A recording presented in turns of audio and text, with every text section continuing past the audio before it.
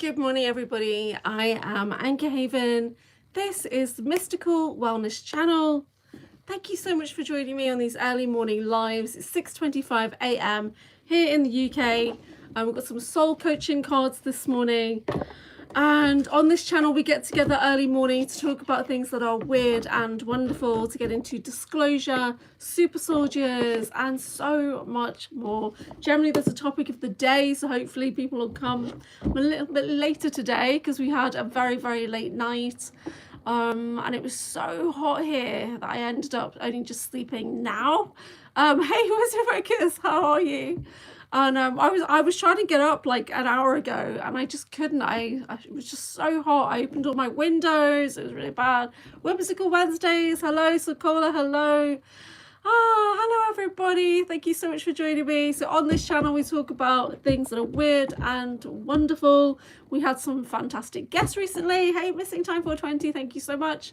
And a really big deal yesterday was John Whitberg was on the Sean Atwood official channel, and he did a really good interview over there, which was his very first one. He's had almost 6,000 views in so many hours, and it was good. How cool was John in that interview? How laid back and cool was John?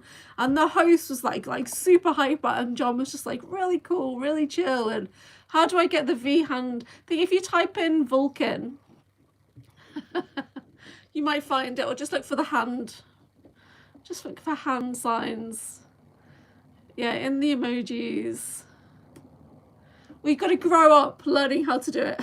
I can only do it with that hand. I can't do it with this hand. Yes, so how cool was John? I thought it was really awesome. And he's going to be doing a series over there, so that's good. Yeah, that was a really good interview with John. So it was because they worked well with each other. Yeah, I've still got a little bit to finish. I'm watching it back at speed, of course, because John does talk a bit slowly. But the host was super hyper and very, very interesting chap, wasn't he? Yeah, so it's a good match there. I can't actually do it in real life. Oh, Jason. Where can I find the interview? So Sean Atwood. Sean is S-H-A-U-N. Yeah, Jason's going to link it in. It was such a good interview. I'm going to put it on my John Whitberg playlist as well. That's on my channel. So it was really cool. And then we had an interview over here with Beverly Rhodes. Beverly Rhodes from the Awakening Academy. And what a fantastic lady is Beverly Rhodes. So I've spoken to her on the phone before. I met her very, very briefly at Bases in December. And then we got to do this interview with her. And you know what she said to me afterwards? You've got bilateral hearing aids. That's very unusual that they would do that. And I was like, sorry, how did she know? She scanned me. She scanned my head and saw that I had hearing aids in there. And she also saw that there was something else in there. And so I'm like, but Beverly Rhodes, how do you know that I've got 2 hearing aids on, Beverly Rhodes? Right? It was so weird. She had I did not tell her. She knew because she scanned me, because she's freaking amazing remote viewing extraordinaire. Oh my God. Kim Babb, good morning. Yep, so that's the live. That's for John Whitberg on Sean Atwood's official channel over there. And this guy's got over 1 million followers. So this is a really big deal for us in our little community here. So please do go and support John Whitberg over there. Leave a good comment. And thank you to everybody in our little Bar community who was dominating the chat over there, talking about his books and, you know, putting in his channel name and his books names. And thank you, everybody. That was so super cool. We all came together over there, and they've got great mods over there, haven't they? Really efficient mods. So they were lovely. So that's Kazabear over there. Kazabear, who's Scottish. Yeah, love it. Yep, so it was really good. So really pleased for John. That was a really big deal, and really good to see everyone over there. So, morning, Nathan Fox. Sean is S-H-A-U-N. Sean Atwood, S-H-A-U-N. Yep, so guys, go over and watch John Whitberg's video that he did last night on Sean Atwood's channel. Hey, Tan, Create and Meditate, good morning. Yeah, that's it, Danny Boo. Just look up Sean Atwood. It's a big channel, guys. It really is. Yeah, it's a big channel. So that was a big deal for John. That was probably the biggest interview he's ever done. And he's such a cool guy. Oh my God, I forgot how cool he was, to be honest. Yeah, it's so funny. I'm drinking cream soda. Cream soda. There you go. I've never really gone over there on his channel, Sean Atwood. It's never drawn me over there. It's funny because like English stuff, I don't really watch anybody English at all. I really don't. The mods are almost as fast as me. Yeah, they had a good mod team over there, didn't they? Yeah, shout out to their mods. WFW. Very good. Yeah, very good mod team. And funny as well. That Casabah is so funny. Yeah. And they were like, we have fun over here, Anchorhaven. And I was thinking, love it. All kind of mods. I love the sound of a can pop. Nathan says, I found 2 cases supporting the SSP, a 1936 sighting in Kazakhstan of a man in a black uniform flying in a jetpack, and a prehistoric skull found with a bullet wound. Wow. Oh, the Rainbow Flame Wizard. Yeah. We're still going to end up calling you Mr. Rainbow Flame for a while. Until I transition into Rainbow Flame Wiz. Hey, Anchorhaven and family. Good morning, guys. I am a bit later on because it was so freaking hot and I stayed up past 2 a.m. to be honest. So I've only had a few hours sleep anyway. Because of the John Whitberg interview, because of the Beverly Rhodes interview, I was super hyper. Good morning, YouTube. Thank you for pushing us out. I'm Anchorhaven and this is the Mystical Wellness channel. We literally get together to talk about disclosure and talk shit here early mornings.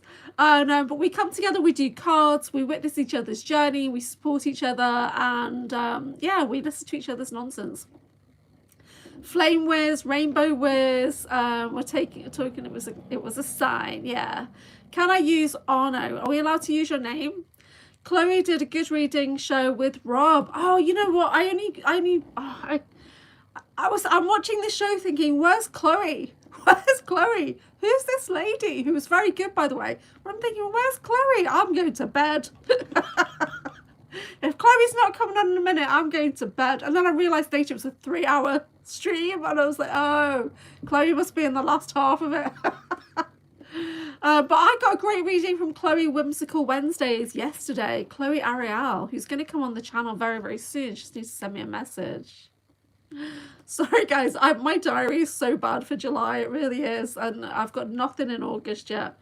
Danny Boo, you can use whatever you like as long as it's funny. Oh, Flame Wiz. Okay, it was you after. I was thinking, I'm not watching this woman. Who is she? No, I'm only joking. Where's my Chloe? Good readings from Chloe. Yeah. So so I need to remind everybody that my voice is activating and it will bring in healing and relaxation into your life if you let it. My name is activating. It's encoded with the violet flame. So the more you say my name, the more violet flame comes to you. It actually comes via your higher self. So whether you want it or not, your higher self is going to allow it and bring in transformational healing, cleansing into your life by saying Anchorhaven or Julia Anchorhaven or Anchor. It's all encoded. It's spelled.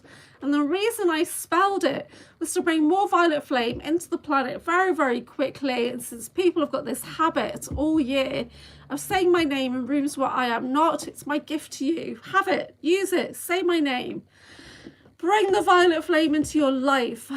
Yeah, so silk weaving sorceress. Is that still called her now? She's the silk weaving sorceress. Oh, you're giggling a lot. It's cute. Chloe gave me a wonderful reading on Rob's show, says Kim Bam, lol flame, Danny saying, ooh. Is that what you're saying? I don't know. The violet flame. Yeah. Nathan Fox has put a link in for the cases in question. They're featured in the middle, late in the video. Danny says, I said your name a few times today, FYI. Oh, Castori, thank you so much. And we have trophies in the chat for Castori. That's so freaking awesome. Thank you so much, lovely. There's the Wizard Wickus. There you are. And the Rainbow Flame Wizard. So we just go, I know Arno can't grow a beard, so he just has to have an energetic flame beard. How cool is that? But the weird thing was, when I was talking about that yesterday, I was also seeing a flame hat. So it's like this. It's so funny. Oh, Daddy's put medals in. That's funny. So, oh, hello everybody. Yes, it is Thursday. It's Thursday today. Today is the day where we have our runic energy healing course. Now you can join this course at any time and catch up with the replays and handouts for the previous week. So we are on week 2, but if you would like to join this course, you can still do that via bookwen.com/Anchorhaven, or you can go into my Patreon and purchase it bit by bit by bit. It's entirely up to you. The best deal is always going to be at bookwen.com/Anchorhaven, and this is my diary where I have my courses and workshops and that kind of thing. And this Sunday I do have the monthly retreat. So we get together on Zoom, we talk about fantastic crystals, probably going to be working with skulls or dragon skulls, be working with Atlantean healing energies as well. That is this Sunday. It's like a 2.5 hour get together where we do very deep meditation, vision questing, we bring in beautiful crystal activations, and we work with goddesses. Ooh. I do a lot of goddess work on my retreats. Love it. So I'm not entirely sure which goddesses will be coming forward yet. I did have a feeling it was Breed coming in, Bridget, but I'm not too sure if she'll be the final one. We will see. Wizard Witch says, I'll have to catch the room replay. I'll be at the old house taking care of business. That's not a problem. Yep, so you can watch it live with me, or you can just watch the replay, and then there's handouts and things like that. And it's not a regular runic energy healing course. It is Runvolda. And Runvolda, it's rune authority, rune power. So we work with the 24 Elder Futhark, but then we also work with these other magical sigils that have come from Odin and Freya. So what we do is each week for 8 weeks, we're working with 3 of the Elder Futhark runes, going deep into it. And then we work with 2 or 3 other symbols from Runvolda. And last week we were working with we were definitely working with Koltai, which is protection. Yeah, so there's some extra sigils. So if you love sigils, if you're like me, you're a bit of a sigil witch, then you're going to love Runvolda. But it's one of the most powerful energy systems that I work with. Yeah, so it really builds on the regular runes. And I do have the Valkyrie. I do have Brinja, who's doing some vocals for me. So there's like a little Aussie a little Aussie audio about some of the runes. So that's really cool. Yeah,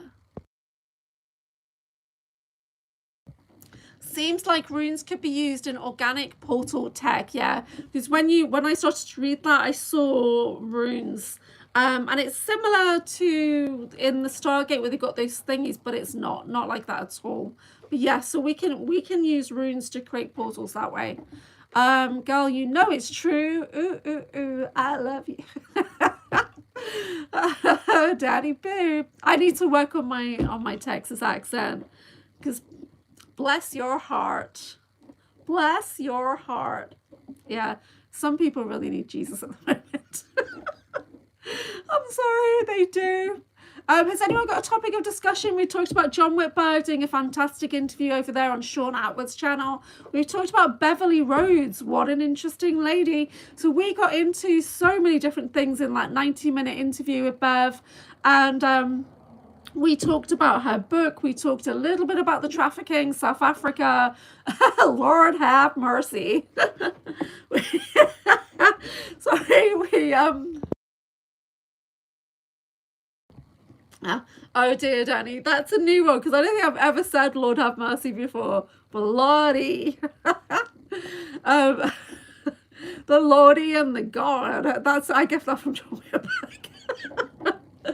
He feeds me little Texas things. It's just how, because it's like his family. I don't know. Anyway, I never ordered meat on a market while listening to this funky feeling. What? What are you talking about, Rainbow Wizard? Did you ever see that Cowboy Hardy strutting through the mall, giving out flowers, Danny? Did you ever see that? I can't do it. Misha and Karen Holton are on TSP tomorrow. Oh, that's going to be good. Are they on there together or separately? Is he doing marathon streams again? Whatever. Oh, that's the thing. Andy Decode. Alienate UK, is that him? He's got a 24-hour live stream coming up this weekend. 24-hour live stream. Now, I've never met this fella. I've never really been on his channel much, but he keeps popping up into my awareness now that he's in my awareness, and he's got a 24-hour live stream. Do you think this is something that Rob should do? Because there's no point me doing it on my channel, but if Rob did a 24-hour live stream, how awesome would that be? What do you guys think? Yeah, like we did that 5 or 6 hour marathon at Halloween, and that was a bit of a shit show. So Nathan Fox says SSP evidence experience should be the theme following John's and Beverly's interview. Okay, yes.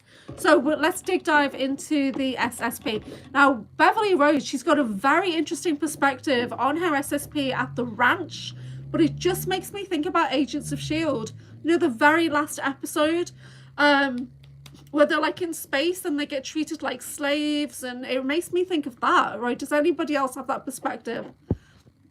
Kimberly Bamford. Right? Well, bless your heart, Anchorhaven. Kimberly Bamford, I know that's not good. Oh my God. Lordy.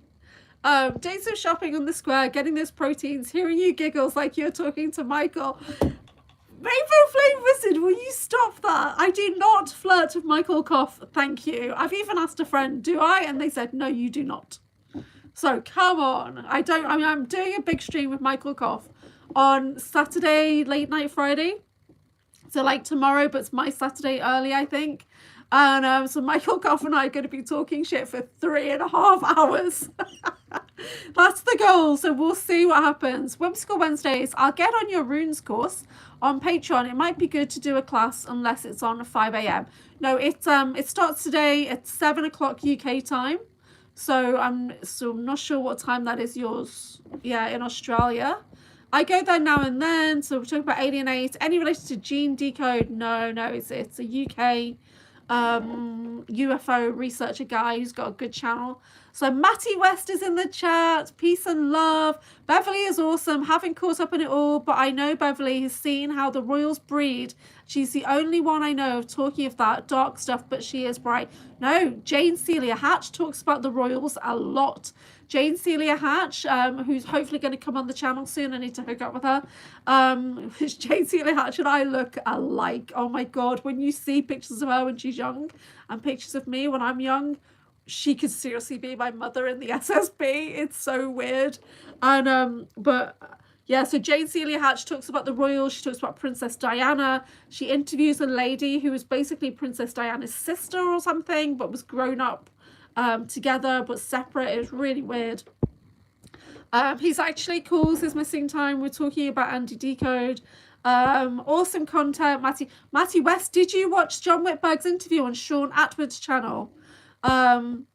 Oh my God, Halloween, I was there, it went crazy. Yeah, Rob's Typical Skeptic Halloween extravaganza was lit. That went bad, lol. I was there too, yeah. Rob was literally like asleep on the desk, and I was literally like trying to end the stream. Saying to Karen, would you like to know everyone how they can find you? Then Rob's like, oh. He got woken up by the phrase, oh, but that guy, who was that guy? It was just like, you know, and Matthew Mornian is always trying to like stir the pot, and yeah, it's funny. A little teaser to the coming podcast. Oh, Danny says Sandy Diva's hardcore. They stay on a long time. Yeah, they do. Usually when I finish here, I go over there and I say hello over there. They're really cool over there. That's like 5 a.m. Dang it. Yes, my runic course is 7 p.m. UK to 9, but it does get recorded. There is a replay, there's handouts, you know, there's bonuses there. She's doing an open panel tonight. I think Sandy Diva's live now, guys. I don't really watch those ones. I can see Penny being related. Oh, yeah. So Penny, Bradley and I have never actually spoken. We've never had a message exchange between us except for like a couple of emails from bases about PowerPoints or something like that. But I think Penny and I look alike. But John Witterberg does not see it. He does not think that I look like Penny at all. But it's definitely there. I don't know. Complete strangers, says Whimsical Wednesdays. I can see Penny being related. Ugh. Stop saying that. Missing time. If we all go over with enough Anchor Train, you might get your own animation. So this is talking about going to Sandy Diva's Mandala Effects channel after here. If we all make a big deal of going over, then she'll shout us all out, everything. I liked your hair short too. You pull it off. I have Afro Circus. Is that from the Madagascar? So yeah, this has got way too long now. I need to get it cut. I have a fear of going to the hairdressers these days because I just don't like it. It's like when I lived in India, you go to the beauty parlor all the time because it was cheap. You get your eyebrows done like every 10 days. You get your arms waxed and all this on a regular basis. I don't do that kind of thing now. But like going for a cut, the only thing I couldn't do in India was get my hair dyed blonde, because they'd get out the blonde chart and they're like, your hair is already blonde. Why do you want it a different color? You know, why don't you just keep it like that? And they never knew how to make it fully blonde, because everyone's got black amazing hair in India, haven't they? Like they've got the hair that they make wigs out of. Their hair is so freaking amazing. My son has got lovely hair. So Danny, type in charismatic cowboy. I believe he's in Texas. It looks lovely though. Oh, thank you, local neighborhood hater, local hater. It's good to see you. Good morning. So it is my Thursday today. John Whitbo did a great show yesterday. Beverly Rose was talking about SSP. So if anyone's got any SSP experience that they related with what Beverly was saying, please drop it in the chat, because she was talking about having collars on and they were like control collars. Does anybody remember anything like that? She was talking about this control collar also being a translator, so that you would automatically hear things in English. Yeah.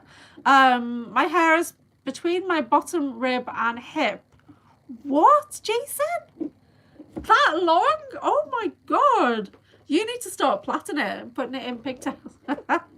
Jason needs to come on camera more. I would love to get Jason on camera. I'm planning a show right now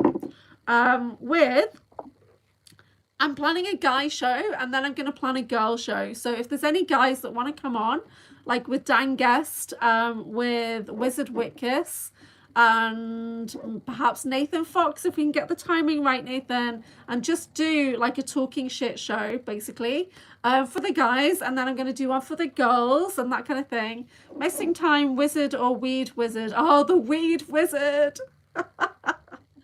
Weed wizard, yeah, for sure. 420 wizard. Yeah, haha, weed wizard. Laughing my ass off. We're in Sikhism. Kesh or Kaz. Gamuki is the practice of allowing one's hair, usually only referred to the hair on one's head, beard and mustache, to grow naturally without removing it. Yes. Had to recently because it was so hot. Did you do the man bun? We usually have it down. Tony talks about the necklaces too when he visits Little Germany. Okay, so Tony Rodriguez talks about wearing the collar. I feel like, yes, I feel like there's a version of me that does have that, but I don't know, because energetically we do have a lot of things around our throat. So when I do like witch wound removal, or you know, going into energetic seals and tags and implants and things, sometimes people literally do have clamps around their throats, clamps around their wrists and ankles and stuff like that. Oh, you said slave and that got held for thingy. Oh, interesting. There we go. So yeah, so it's interesting. So I love hearing about the mundane stuff, and I think that's important, because will you start, Chloe, stop for typing slave in the chat. YouTube does not like that. It also doesn't like words relating to unalive. So please, can people stop putting them in the chat? Can we get more creative with our words so that my channel doesn't get banned, right? So anything remotely around unaliving, can we please use a code word? Unfortunately, we need to do that. Yeah, you can't say slave. Yeah, because it's not good. Why are we talking about slaves? Why are we talking about trafficking? Why are we talking about all that weird shit? Yeah, YouTube doesn't like it. So I'm trying to keep my little channel. I'm trying to get to 800 subs right now. Thank you so much, everybody, for subscribing. You do need to be a subscriber for at least 5 minutes to get into the chat with us. Now, if you're watching and you can't chat, if you're watching and your messages keep getting disappeared from the chat, or you feel like I'm ignoring you, I am not. What's happened is I put boundaries in place, and you've been hidden from the channel. So it doesn't stop you viewing the videos. It just stops you interacting in the chat. If you leave a comment, it will get disappeared. And this is a YouTube feature. This is not the moderators. The moderators are not doing this. Nobody sees you, yeah? And I only do this occasionally if somebody's overstepped my boundaries after warnings, or if somebody's just not vibing at all, yeah? Then I'll do that. Yeah. Okay, so SSP, you asked what the necklaces were about. I'm answering yes. Okay. Hey, Justina, how are you? Good to see you. So good morning, everybody. So we're talking about the Beverly Rhodes interview that she did yesterday, where she was talking about working on, was it a space station she was on, or was it a ship? Because I always forget what the ranch is. She did a great presentation at Bases TV in December at the Bases conference, and she really went into good detail with presentations and everything. But she said to me last night, do you want me to play a presentation? And I was like, no, I just want to talk to you. But she's going to come back on. But what's really weird is that afterwards, she knew I had hearing aids on without me telling her. She could see, and she said to me, oh, it's very unusual that they give you bilateral hearing aids. Couldn't they remove that and give you a cochlear implant? And I was like, how did you know? And she just looked at me like, oh. Like she'd literally remote viewed into my body. And she's also said that there's something curved in my head. So I don't know if she's talking about my neural link or something, but she could see there was something else in my head. And I said to her, yeah, I lost my hearing when I was pregnant 17 years ago. It was just a punishment. And she said, yes, it was. You were punished, and that's really unusual. Like, you must have done something really bad. So there must have been, like, I was not listening, because I was in Indian SSP. Maybe having the baby was my idea and not like a breeder program thing or whatever. So they punished me by deteriorating my hearing while I was pregnant. And then she made reference to that, and then I said, she was talking about scanning my aura. She does this full-on amazing aura, multi-layered decode, which she's going to do for me, and we're going to do a show, and then we're going to show it and talk about it, and she's going to deep dive into it. And I said, well, that would be awesome to also do Drago read at the same time, so we could see what the correlation is between our auras and everything. So because he's my genetic sibling, he's my genetic brother. And she said, yes, he is. Very strong, very determined about it. Like, she just knew, like, she could see the genetic markers. It was like that. And I was like, oh, I was like, wow, this lady is like amazing. So it's going to be very interesting. So I'm going to send my photos over to her today, and let's see what she comes up with in the next few weeks. Hopefully we'll have my deep dive into my aura bodies, and Beverly's going to decode me and my ancestors and everything. So we'll see what comes up. Justina's saying I've got to go shopping. That's cool. We will catch you later, Justy. And yeah. So awesome. So Beverly Rhodes, what a fascinating lady. So she does have that book where she talks about recovering from when she was in that London bombing, and she had damage to her body. She started to get her memories come in from the SSP because of the London bombing. So she was really badly hit, but it activated her memories. So it stopped some blocker that was there. She started to remember being a owned person in the SSP, but working for like a particular faction or something. It was really interesting.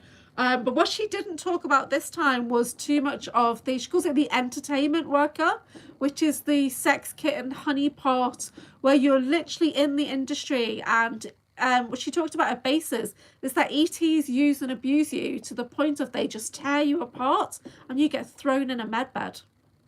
and then you get regenerated and put back out there. Like, whoa. So she goes into a lot of detail in that, in the basis talk that she did, about how that industry, the entertainment industry, they love to work with human bodies because they're so easily repairable. And that was told to us in the Stargate movie. Do you remember the Stargate movie where they had the sarcophagus and that like God being was utilizing a human body because they're so easily repairable? Well, it's true.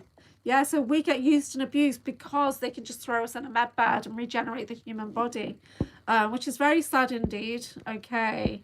Catching up here. Yeah, that's how her memories came back. Did she talk about that today? I missed the rest of it. Yeah, she talked briefly. We talked about a lot of different topics.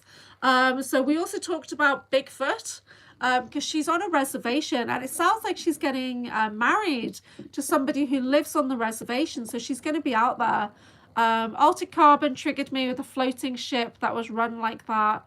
Yeah, Altered Carbon triggered a lot of people. And when John first watched that and realized it was him, he was broken, you know.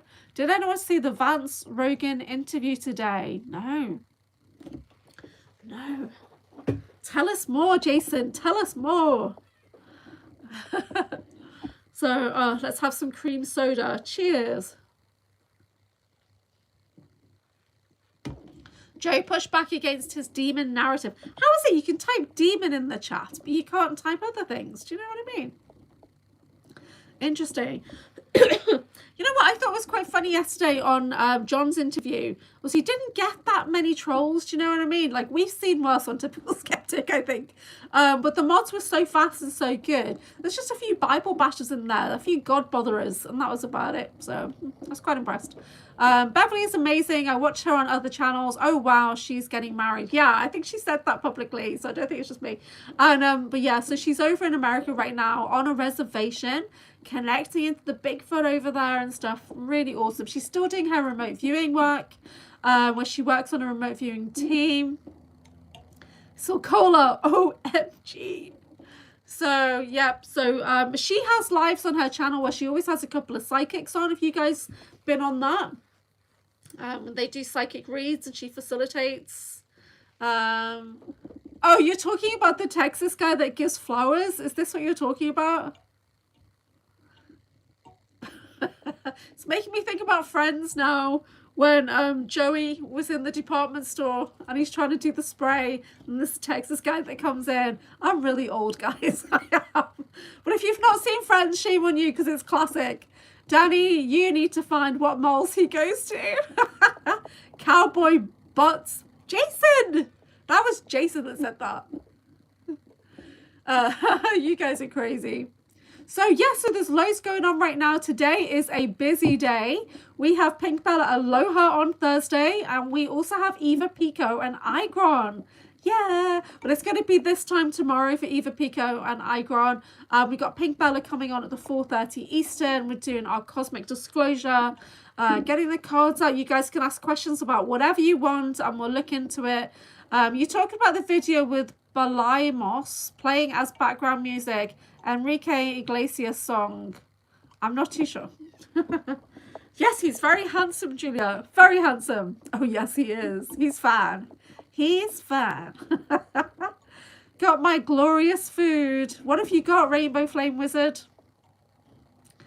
So, yeah, I love how all the wizards are coming out of the woodwork now. It's like, before, yeah, when I was in witches school, I was literally told that there's no such thing as wizards, no such thing as warlocks, because people are using the term warlocks. No such thing. Everybody's just a witch.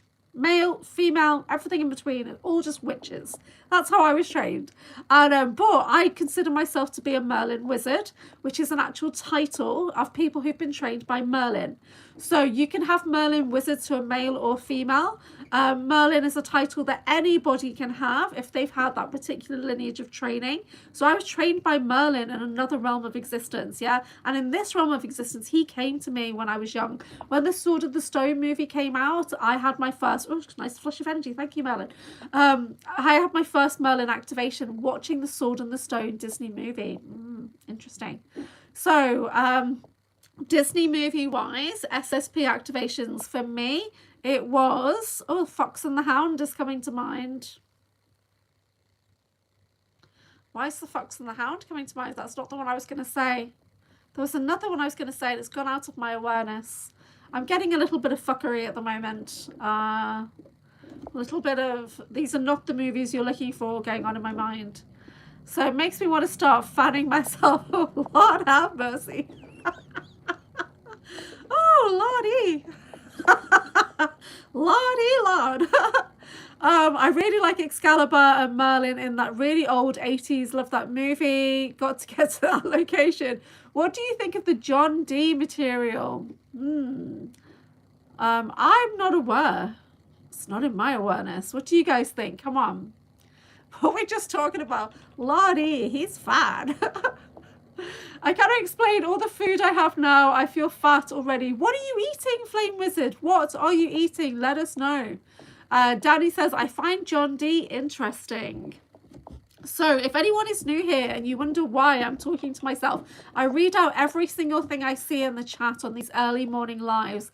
That's why it's so hard not to say certain things, because I'm literally reading out everything. So if there's something that you don't want me to read out, you need to write, do not read in front of it. And if there's something that's a bad word that could potentially get my channel banned, you need to stop me saying it, okay? So that's why pretty much everybody regular is a moderator. So please moderate yourselves, right? Because I can't moderate you. Okay, so Danny's talking about Aleister Crowley. Now, why would you be bringing that name into my chat, lady? Because we don't be talking about Aleister Crowley over here. No. Don't be doing any of that shit, right? Get it out. In fact, I'm going to take it out right now. Nope, not having any Aleister Crowley nonsense in my chat. Lots of secret info, initiates, no. Yeah, so I did do Witches School with the Wiccan Lady from Leeds, thewiccanlady.co.uk, and we do talk about Aleister Crowley with warning, with caution, okay? It is bad. Yeah, this guy is not good. So the father of witchcraft, the father of Wicca, the father of some of the modern druidry, no. Naughty, yeah. What about Bob Ross material? Now, that's not in my awareness. What do you guys think about that?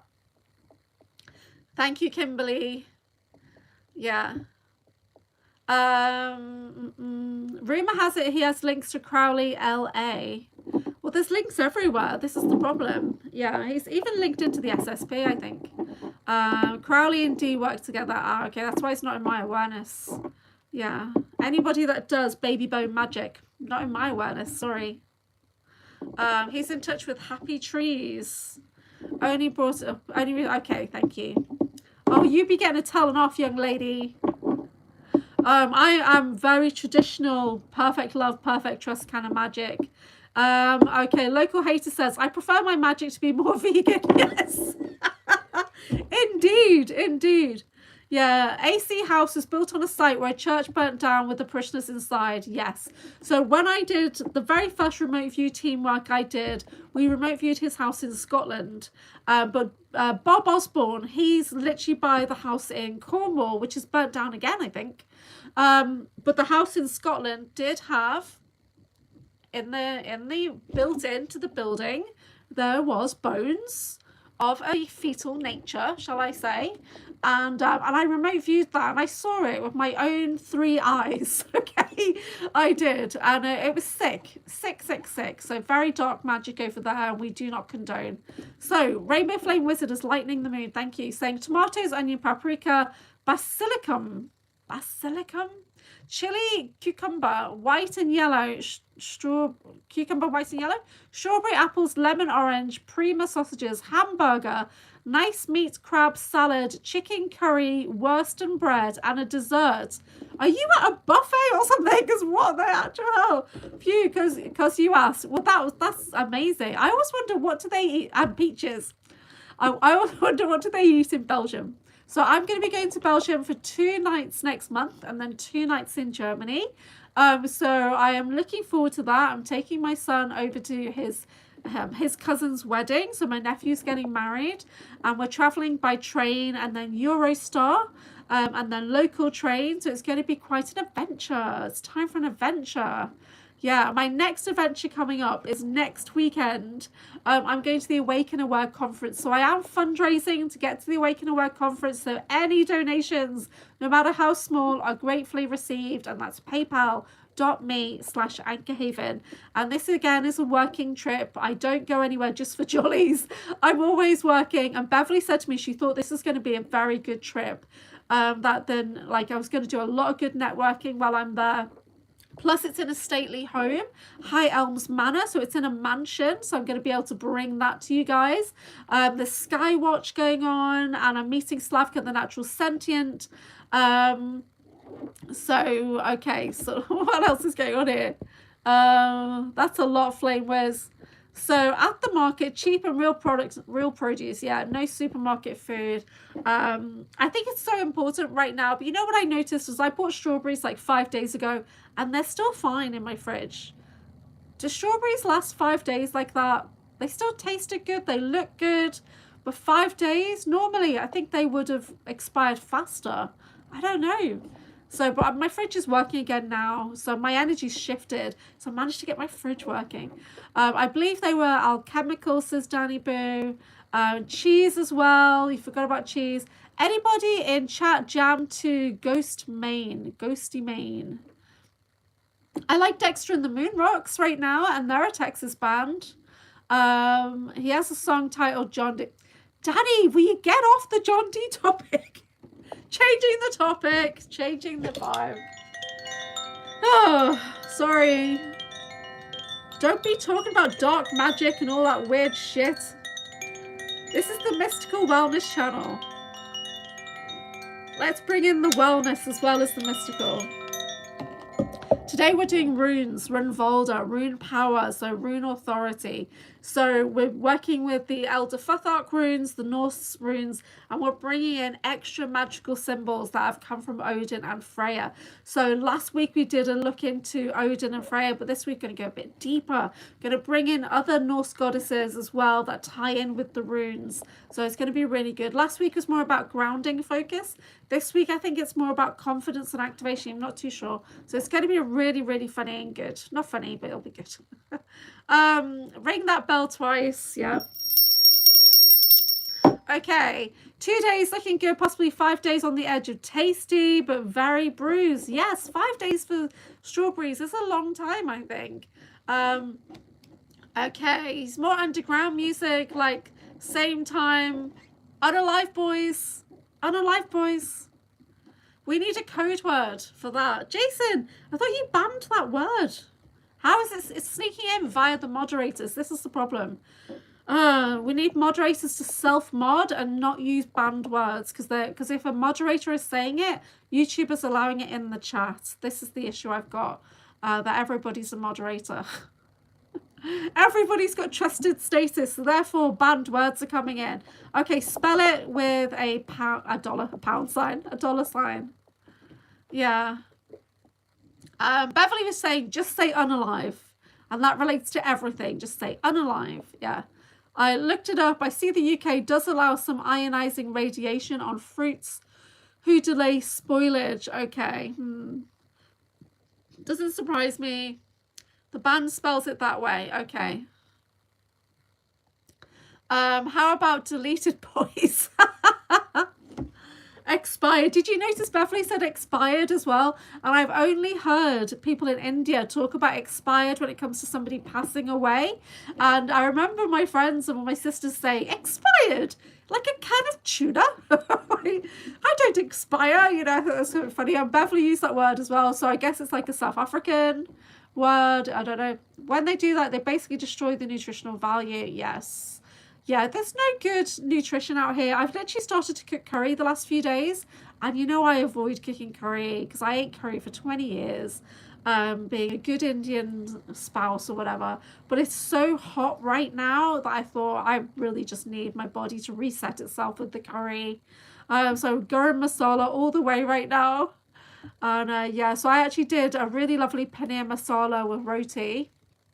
I'm probably going to do that today again. I think I'm going to go out and buy more paneer. But when I bought paneer in the shop, the lady who is from Sri Lanka said to me, so what do you do with that? And I'm like, what do you mean? I make paneer masala. But how do you actually do that? She said to me. So I was like giving her cooking tips of how to cook curry. And she's Sri Lankan. And she said, but when we go out to eat, that's what we get is, palak paneer. Everybody loves palak paneer. It's spinach and paneer, Indian cheese. So that's cool. Okay, guys, changing the topic. I'm going to do some cards. Let's have a look at the energy of the cards right now. So I've gone for the soul coaching cards today, which are very beautiful. So I thought, you know, we just need some beautiful energy in our life right now. Scrim and Ruby Da Cherry, a musical group band. Okay. So yeah, Pink Bella's coming on today, so you can ask questions about the state of disclosure, what's going on in the world. So if you've got ET experiences or anything like that, we can put those questions in the chat for PB, and she will feel into the energy of it for you. So I've had a recent abduction. I'm going to be asking about that. I'm going to find out what happened to me and Miles, because I got mesmerized by the stars in Devices when we were walking home from the pub after dinner. And then a friend of mine, when I was telling them about it, they just got this really clear remote view come in that we were taken and whatever. So I'm going to ask Pink Bella to go into that for me. So,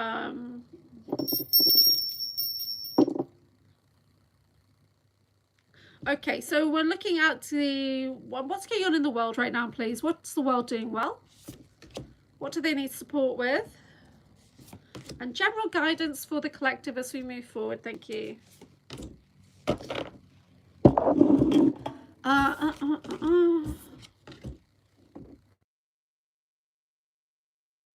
Oh, the James Franco alien reveal. I did not see it, but I'm pretty sure Pink Bella will want to talk about it today. So I didn't see it. So all the cards are facing away from me, so that's interesting. So what's going on in the world is we've got a lot of movement. We've got Voyage coming in. So this is kind of like, this is more than just physical movement. This is a changing point of view. Yeah, so I'm really drawn to the misty energy there, which is like the misty mind. So yeah, people's points of view are changing, and it's not just one or two. The sails are full. The whole collective energy is changing when it comes to disclosure, I guess. And hey, Eric, how are you, pal? So we've been chatting about the John Whitberg interview and the Beverly Rhodes interview yesterday. I'm just starting to pull cards now about what's going on in the world. I've got Pink Bella Aloha coming on today, which is Thursday, and I've got Eva Pico and Igron coming in to do a collective energetic shift as well today, bringing in the dawn. Yes, there is a breakthrough energy. We're making an impact, guys. So it may not seem like it. You may be thinking, oh, the world hasn't changed. It has. The world has changed. It is not the same world it was 2 days ago. There's been a big energetic shift. It really has. So we've got breakthrough energy coming in, and this is all over the planet. There's been a change in the wind, says I. Yeah. Bringing in the dawn. Yes. Voyage of the Dawn Treader? Yeah, the Narnia books. Yeah. If they didn't make it big by the time they turned 30, fill in the sentence. I'm not sure what that means. I got to test out even newer weird tech yesterday. Just had crazy dream about zombie vampires. I've had some weird dreams lately. Yeah. I think they're flooding the collective energy, the collective dream space. Doesn't feel good when I sleep at the moment. But what's happening as we move forward is peace. Peaceful energy is coming in. Blossom and beauty is coming in. So people are starting to, they're grounding it in. It's becoming their grounded focus. Yeah, the way the world is now, it's becoming their grounded focus, and people are just taking it in their stride. They are, right? Because nothing is going to surprise us right now. There's nothing they could do that's going to surprise the collective right now, because everybody's waking up to fucking Pegasus unicorns, right? So they're really thinking, what else is possible here? What's happening? I don't know, but expect the unexpected energy is coming in, right? So other King Kong movies. Did anyone see Indy and Isha today? So I started watching a little bit of it, and you know what I did notice is Isha's voice. No, Indigo Angel's voice is different. Did anybody else notice that? Her voice tones have shifted. Sorry, guys. Let me clean myself up a bit. So Indigo Angel's voice tones were different. That's what I noticed. So I'm not sure why or how, but her voice is not the same. You notice her voice is different as well. Yes. Yes, I'm just going to wipe my face 1 second. So yeah, that really surprised me. I don't know if it was because she was talking and dealing with Isha, or what, or because of recent events. I don't know, but her voice tone was definitely different. I can't say whether it was like what the purpose of it was. I think the healing frequency might have been different. I'm going to go back and watch it. I only watched it very, very briefly.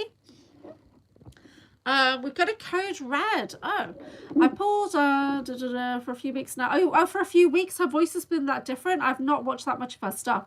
So I pulled Solar Warden MK Ultra Modern, which is around my birth year. Code red, says Danny. What's with that, Danny? Rainbow Flame Wizard says her last life was very good with Isha. Do not post attachment. I gave up on her content. Yeah, so I didn't give up on Indigo Angel's content. I just naturally veered away and moved into other stuff. So I did her courses years ago. I am a grid work facilitator. I naturally do grid work with the Violet Flame. Occasionally on some of my groups, we will do grid work. I'll build it into a meditation, or we'll do like land shamanism, as in we'll be coming off the planet and we'll be sending flame energies into the world. When I travel, I naturally do grid work and stuff like that. I did do the implant tag and seal removal course. Couple of times a year I'll advertise that I do that, and I'll do a couple, and then I put it on the back burner because it's like it's long. That's what I don't like about it. I need to find my own way of doing it. As my visuals update, it gets easier to do that for me. So I didn't give up on Indigo Angel. I just moved naturally into other things. And when you watch Typical Skeptic podcast, I think that's what happens, isn't it? Because we've got 3 to 4 shows every day of fantastic content coming in. So we've got a really diverse kind of viewpoint. Danny says, video about the moon not being artificial. There will be a collective cycle, all females on Earth at the same time. Okay, let's see. Let's get the pendulum out about that. So I'm an old crone now. I've moved away from moon cycles. Plus I've done the removal, so I'm not attached into the moon.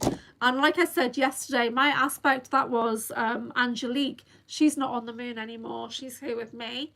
So is the planet going to move into... good morning, Pendulum. Sorry, good morning.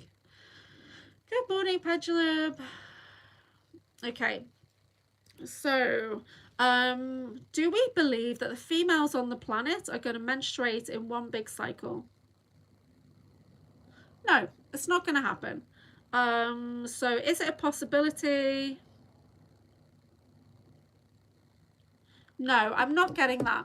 Because when you get women in close proximity, they naturally do gravitate onto the same cycle. But for the entire planet to gravitate onto one cycle, I think that's a bit much. Yep, Asclepius. This is Asclepius. Good morning, Asclepius. So this is the Staff of Moses, which is magic and miracles, and the healing snake of Asclepius. Yeah, so we got transformation and wisdom. This is an Akashic record reading pendulum. It's designed for that work. So it comes from pendulumalchemy.com. It cost about $125. So I'm just catching up on the chat there. Do not read, feel and hear anger. Oh. Okay. I didn't get that. But there is something, there is a difference, yeah. I had a mobile dream, says Nathan Fox, combined with a combat training dream and a school selection dream. That makes sense, though, because they did use a lot of mole world or even real world mole scenarios to do training. I know people have spoken about that.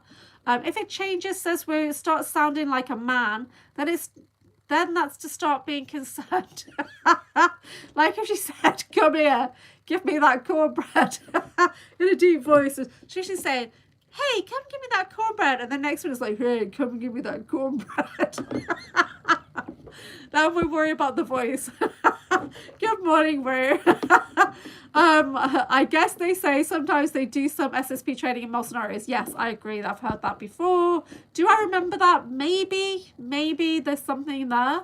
The weird thing was, when I was a teenager, we didn't have malls. And I was obsessed with going to the mall because it was all like, you know, Tiffany, I think we're alone now, but she's in a mall and all this. And I was like, oh. And then when we did get it, I was older. So when they dug the mall here, right, the shopping mall here, they found mummified remains. So it's literally called the pyramids. They call it the pyramids. It'll be a tidal wave. Are we talking about moon cycles changing into a tidal wave? That's interesting. There's too much unnatural interference for that to happen, says Wizard Witkus. Shark Week, says Danny. Is that the real voice? Is that real voice? Let's just ask that question. Yeah, it's a real voice. It is. Yeah. So that's the code red we're talking about, is about the moon cycles. I don't want to sync up to anyone like that. You know what? It's actually not that bad. If you've got a close friend circle and you're all female and then you start to get on the same cycle, it's kind of cool actually, because then you're all fiery at the same time. Yeah. So, okay, do not read.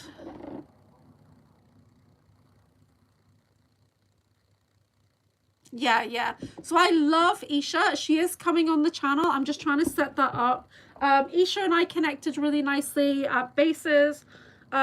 She's so supportive. I'm not joking. It's like, even when we were getting the run up to Bases and I'm reaching out to her saying, please can I have your talk title and all this, and I'm saying, oh, you know, let me know if you need anything when you're coming over, and she's like, no, you let me know if you need anything. We're here for you, darling. We're here for you, my dear. And I was just like, oh my god, that's like, so it's like, I'm just a runner, you know what I mean? I'm just like trying to help with the conference, and she's like, no, we're here to support you. And I was like, okay, Isha, I love you. So 796 subs. Thank you so much, guys, for subbing. We're trying to get to 800. Do you remember when we started these lives a couple of months ago and we were trying to get to 350, and now we're almost on 800. WFW. How freaking awesome is that? Can you explain what Solar Warden is, if I may ask? I read the description of Breakaway Oracle, but I feel such a noob. Okay. So Solar Warden is just another faction. I think probably Nathan Fox can describe it better than I can, because I'm just going off what I say in the Breakaway Oracle, which has come from John Workbag, but we both have the same feeling on Solar Warden, as that they are not good. They're basically bullies in space. So they patrol the borders, they patrol imports and exports and things like that in a way. And then there's two different factions of them, but generally they're just going around there. And John Whitberg is very adamant that they are looking for any excuse to unalive off-world Germans and off-world Japanese and anything in between. That's what they do. So I know David Purcell talks a lot of good about Solar Warden, but he's also had negative experiences with them as well. Them coming into the here and now and saying to him like, oh, we come back for you, like High Commander or whatever. And he's just like, leave me alone. Right? And they keep trying to come and take him back. And he's like, dude, I've seriously cancelled all contracts. And they're like, no, you haven't. We need you to win this war and all this weird shit. I don't know. So do I have memories of Solar Warden? My mind is saying yes, but I've not really gone into it yet. So yeah, I don't think they're good. They're just like another offshoot faction of Americans. German Americans in space. Danny, do you think I could do good with an OnlyFans account? Woo, yes. We need to get Woo on camera. We really do need some Woo. We need some Woo time. So I'm setting up a guy show very, very soon. Dan Guest, Wizard Witkus have already confirmed. So if any guys, I'm trying to get John Whitberg on as well. If any guys would like to do the guy show, and then we'll do a girl show, and then we'll do a mixed panel show, right? But I want to try and get some guys on first. And I don't always just have guys, but I do love talking to the guys. I do. I'm more comfortable talking to guys than I am girls. I'm very masculine. I don't mean to be. But I'm going to be doing a Michael Koff show this weekend. I'm going on his channel. And that's an affirmative. Okay. Good for squatching in the deep woods. What are you guys talking about, you weirdos? Congrats, Julia. Yeah, we're so close to 800, guys. Thank you so much. I only have 31 subscribers, but I don't have much on my channel. Wizard Wickers, you've done like 2 videos and you got 31 subscribers. We're going to get you on the channel again. Weird people have some crazy fetishes. So Cola, I'm starting to worry about you. You won't know till you post. Make that money. That's true. The smexy thing, I'm pretty sure Sulcola started that, right? Anything to do with anything that's a bit naughty, Sulcola's always right there in the mix, yeah. Eric, it's to do with pheromones. When periods get linked according to mainstream, makes sense, which could be to do with etheric or 3D pheromones. That's interesting. My shot got me 74 subscribers. Jason Missing Time 420, you are cool. You're popular. You moderate on over 30 channels. You're a pretty cool dude. I don't think you realize how cool you are. And we're like, it's Jason. We got Jason in our chat. Like, so I'm trying to get you on a video because I want my views to go up. So local neighborhood hater says, is a pheromone warfare the next big thing, or are they already working on it? I think they've been doing that for a while, to be honest. I think they have. Woo, want to come on mic with me and Rob this week? Why can't I get you guys on my channel? Why is it always about Rob's channel? I'm only joking, but seriously, right? Good morning, Heather. How are you, darling? Good morning. So Woo, it says, it's crazy as a wee lad would go barefoot everywhere in the woods, etc., running the streets, but most of us had strong calluses on our feet. Yeah. Nathan Fox says they're the peacekeepers from Hunger Games, basically. Peacekeepers, my ass. Yeah, more concerned with brutalizing those under them and quite weak against outside threats. The real heavy hitters are knocked muffin. Yeah, I agree. I know there's all this delusion out there that Solar Warden are like, save the day. Yeah, fuck off. Wizard Wickus, the guy show for me has to wait till August. Sometimes when I'm done with the old house and then the chains are removed. Okay, cool. Yeah, so sub to Wizard Wickus and Rainbow Flame Wizard. Haha, yeah, so Cola. Well, it started off, I think, with the Drago show. And I don't want to hear that people find Drago attractive on my channel. That's my brother. That's gross. That's so funny. That's how I got myself into a whole load of shitstorm. With somebody trying to say that he was hot, and I'm just like, yeah, I don't care. I'll behave, says Silcola. Okay, I've got these beautiful cards, these soul coaching cards. Would anybody like a card? Eric says, supposedly before the moon was here, women could choose when to have a period and when they would ovulate to have a baby. And it was not every month, monthly cycle due to increased breeding of humans. Yes, so before all that shenanigans started, women had a lot more control over their womb stargate. And it was for the priestesses, it was the highest honor to birth a baby, and they did not need a sperm donor to do that because you're bringing a soul from source basically, and women could do that. Yeah. It's Flix we got to worry about. Oh my god, yes. Flix's first question for like new skin is always about sex in space, right? And it's a valid question, it's a good question, but did you see his face? He was literally just like what the fuck? And I was like, oh my god. And he's a bit of a rogue, shall we say, in space. He's got plenty going on out there. Okay, so let's see. I've got Kim Bam, I've got Wizard Wickers first, and then Kim, then Nathan. Okay, it's just nice to support each other's channels because you never know when that person's going to put a video on, because I never imagined that I would be nearly at 800 followers with over 800 videos. I don't know where they came from. I really don't. A lot of them are shorts. Oh, I'm getting spirit tickles coming in. 1 second.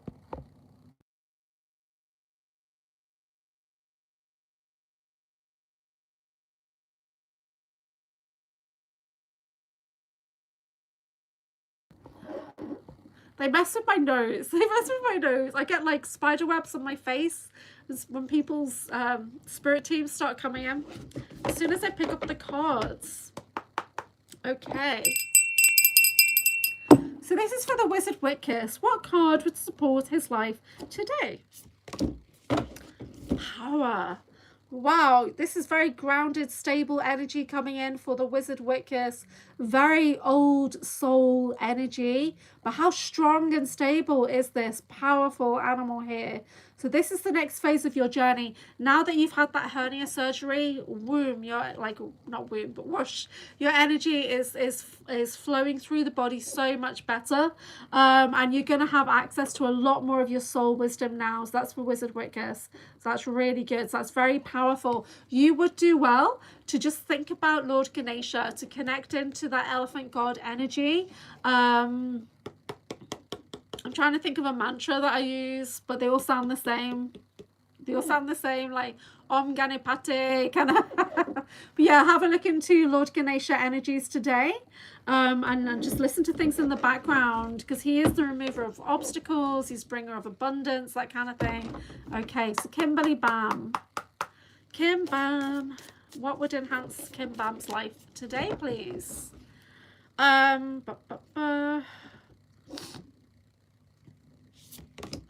Oh, beauty.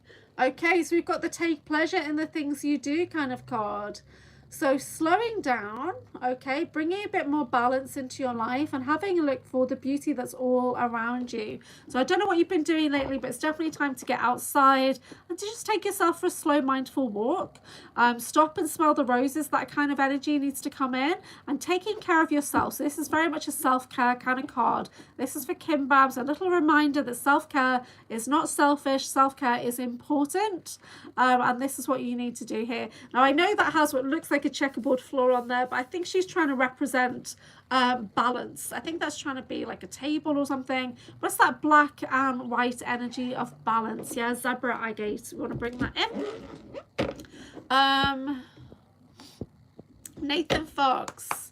Nathan Fox, hold on.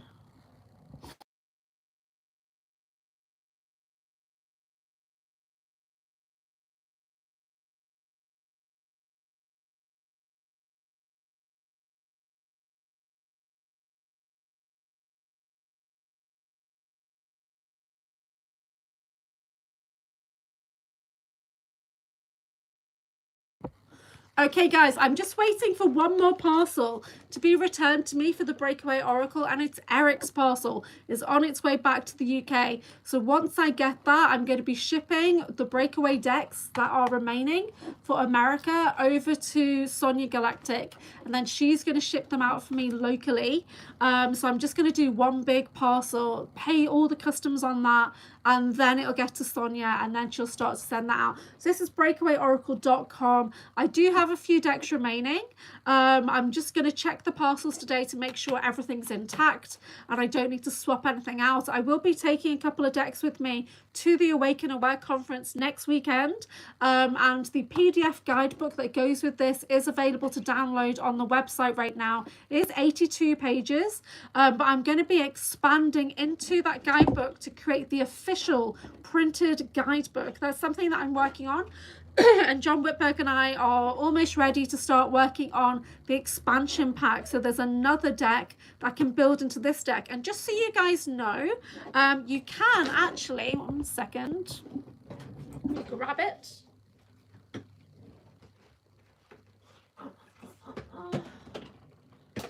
And we can do it now. You can work with the Breakaway and the Experiencer Unimaginable deck by Misha Johnston. You can work with them both together, right? Because what I did is I designed my deck to fill in some gaps that was in Misha's deck, okay? So you could literally work with the two decks together, okay, if you wanted to, and you could build that in, because there's things in her deck that are not in my deck and vice versa, and I specifically did it that way so that you could work with them together, okay? So yeah, so that's literally how I designed them, so you can work with them together, right?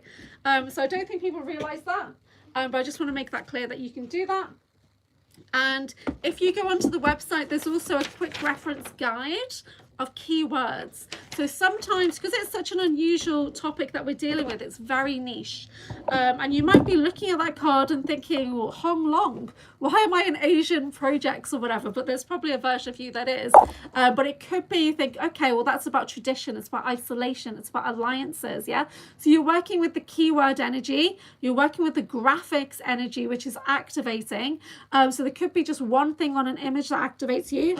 excuse me, and then you're also working with the particular meaning of each thing. Okay, so I'm going to pull some cards for Nathan and we'll see what comes up for him. There's no right or wrong way to work with the cards. You can develop your own way of working. So I'm still developing my own way of working with the cards, and you will see me working with them more and more once everybody's got their deck.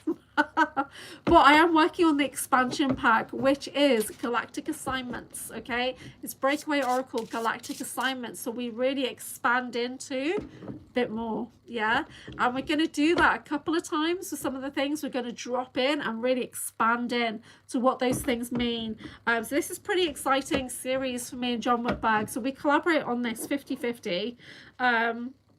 This is really cool. He's got fantastic knowledge, but it activates my knowledge. But boy, did we get some targeting, and oh yeah. Okay, so this is for Nathan. Okay, so let's see. But it is weird to do one of these kind of readings because it doesn't always make sense. So we're looking at energies, emotions, and things that are impacting him right now. Let's just see what we get, and we can continue pulling cards until we feel like we are done. Okay, you do have some healing cards that are coming out straight away. You've got 2 planetary cards. So this is for Nathan Fox. So we've got the energy of Mars coming in, and yeah, so we're working with that red energy. So even if you think about Mars just as a red planet, red energy is grounding, it's safety. So there's an aspect of you that feels at home on Mars. We've all been there for training at some point, but there's an aspect of you that feels safe and homely, which is funny because I've never said that before about Mars. It's interesting. But there's also definitely training over there. There's also the kind of energy of Mars can be quite nefarious at times because of that black terror. Like we literally went there and we dominated and we started to slay everything that's there. And I still get used as an exterminator over there, Sean Bond has said. So you've definitely been on Mars. There's also the energy of Centurion, yeah, which is such a fascinating planet. It's like kill or be killed kind of planet. But it's also a place where the elite go to... it's a bit like Riser, I think, is coming to my mind. You know, in Star Trek, where they all go and have fun and they all go on holiday. There's a bit of that there as well. So it's funny. So, but Centurion, jungle planets can be quite savage, but it can be very wealthy and elite. So there could be an aspect of what's going on in your life where you literally feel like, I need to step into my masculine energy right now because things are coming at me. Maybe savage energy is coming in and I need to step up. So there could be that aspect of like, I'm in the jungle right now and I'm fighting my way through the jungle. So that could be an aspect of what's going on in your life, or you could directly have memories of being on Centurion. Okay. There's a card coming in which is about memory loss. So you are having mind wipes currently. So start to document your life more. Start to write things down and notice. For me, I notice cycles of mind wipes. So like every 3 months, I'll find a video that I've already watched and I'll know I've watched it because I've commented on it, or I've been in the chat, or the host is shouting me out and I'm like, what the actual hell is going on? Because I have no recollection of watching this video, but the host is mentioning my name because I'm in the chat originally. So things like that. So memory loss is there, mind wipes are going on. So just be vigilant. Leave yourself lots of notes. Start to document any changes that you think. But what I've realised recently, watching that Drago Reed video that he did with Catherine the Great, was that he talks about how, and I messaged him about this afterwards, he had basically wiped his own mind at a certain point so that the bad guys could not access memories because they weren't in his head, right? So to save people, to save us all coming together at this point in time, it's like we've all sacrificed some of our memory. And you would though, wouldn't you? If you thought, I don't want people to know who I talk to on a daily basis, I'm literally going to extract it and put it into safekeeping. So then I started to think, did I mind wipe myself? Because the ACIO said that I was aggressively mind wiped to the point of I almost died. And the only thing that kept me alive was my Lyran DNA on the last mind wipe. It was so aggressive before I was basically put into this version. And then, you know, I'm drinking, like every day I'm drinking the Pepsi Max, which has aspartame in it. And aspartame is used to mind wipe. So have a think about if you are having fizzy drinks and stuff like that, is this something that you're being really drawn to that could actually be used to mind wipe you? Is there a practice or a routine in your life that could be used for you to mind wipe yourself? right? Or is there somebody around you that seems like it could be a handler or something like that? Okay, you do have a couple of healing cards that have come in. The first one is the shadow. Okay, we've got the shadow work coming in. We've got the strength in the darkness. Now for me, this period until after Lionsgate is all about shadow healing. It happens to me every year, and I've started to notice the pattern. I get hit really badly around Lionsgate, and this is a sign for you to go within. Okay, because you are going to access your storm energy, and that's you stepping into your sovereignty. But right now it's strength in the darkness. So it's time to take a step back and really think, what's your body trying to tell you? Are you well rested? Are you well fed? Are you connected in nature? That kind of thing. I don't know what that means there, but we've got the storm energy coming in. So this says step into your sovereignty. So when we are in elemental balance with the earth, air, fire and water, we become that ether, that spirit, that storm, right? And I love storm dragon energy. So Nathan, you're about to step into your storm dragon energy. Okay, you've got to go through that period of shadow healing first. So I think your energy is awakening. You're going deeper into some areas. So shadow strength, I've got resilience, reflection, power. Storm, I've got self-worth and deservability, and life force. So we're building up your life force. Okay, so I'm just going to pick you one of the soul coaching cards. Is there a message from your soul? Here we go. Action. Yeah, it's time to take action because you're moving into a period that's going to be quite deep and powerful. You have a big mission. I'm not entirely sure what your big mission is right now. What is your grounded focus, please? Can I have a grounded focus for Nathan?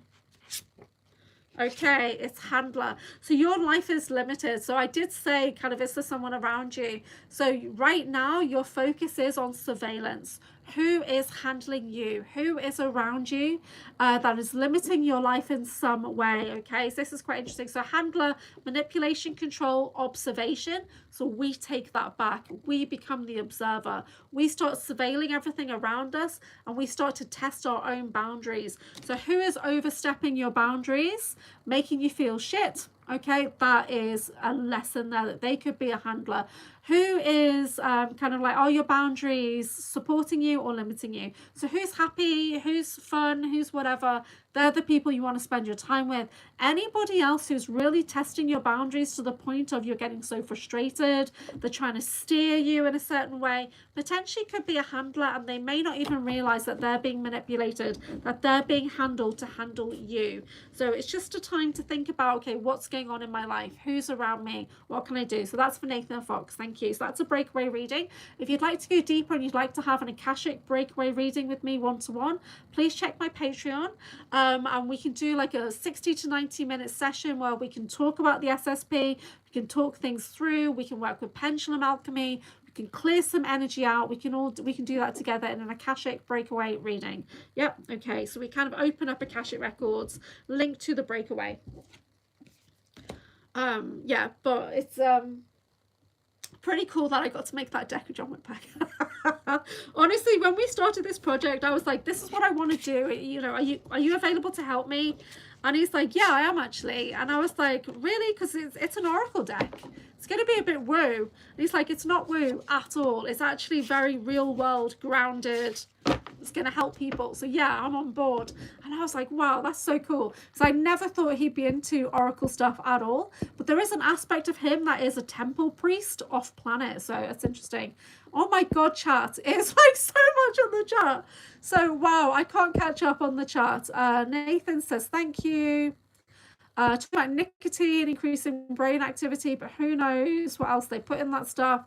Missing time. I've been working with harnessing electromagnetic fields to get high with crystals and rare earth metals. So I work with crystals as a master crystal therapist, and seriously, when you do layouts of crystals around you, you can go to other galaxies. You don't need any of that plant medicine when you're working with crystals like that. Copper, nickel, silver block just non-ionizing radiation. Okay, nicotine mind wiping, that was the question. So let me just ask that. Nicotine. So I've never really been a smoker. Is nicotine mind wiping? Can I have a clearer question? Can I have a clear answer? Is nicotine used for mind wiping? It is, but you're not meant to know that. How do you know that? Interesting. So anything that pacifies your energy like that is going to be used to like offset, recalibrate. Jason does daily mind wiping. Yeah. How long did it take for you to design your cards, Julia? We've been working on them for quite a while. So we started off with the initial concept at the start of the year, and I did get a lot of resistance as I was going to make this. So we started off with the idea, we broke it down into sections, and then I started to work on designs. And then John and I'd make 4 designs for every card. So I made 200 different designs. And then I would send them to John, but I'd already picked it. And he would pick the exact same one. There was only not even 5 or 6, I think, where he picked a different one to me, right? And then I'd look and say, okay, whatever, you know. And but yeah, we were super aligned on this project. It's because we literally do have aspects that were friends in the Breakaway. He was my commander. I was a student of his. So he trained me to be a spy. So he knows a version of me, and I know Heinrich. And so yeah, so there's an aspect of us that's very aligned in a way. So it's pretty cool. So it's taken me quite a few months to work on this, because even creating the designs, I literally did all the formatting myself. So like spacing everything, fonts, colors, editing images, I did that myself. So I did work with like an image creator, but it took me a long time to get the images I wanted. And then I still edited resolutions, lighting, all that kind of stuff on the images. And some of them I put overlays on, and my little initials are on every single one and stuff like that. But actually formatting the card took me a while. It really did, because I'm an old school printer. I come from a family of printers. So from 8 years old, I was working in my dad's print shop. I was typesetting and that kind of thing. So I was old school on this. Even making the PDF guidebook, I literally typed everything out. I don't use like ChatGPT in that way. So I was like spacing and everything. So I really tried my best on it, guys. If it looks dodgy, I apologize. But I did it all by myself. I really did. And but John came in with obviously all the knowledge base. But we were kind of, as he's talking things through, I'm editing and I'm inputting and I'm changing some things as well. So we literally were really aligned. We talk it through.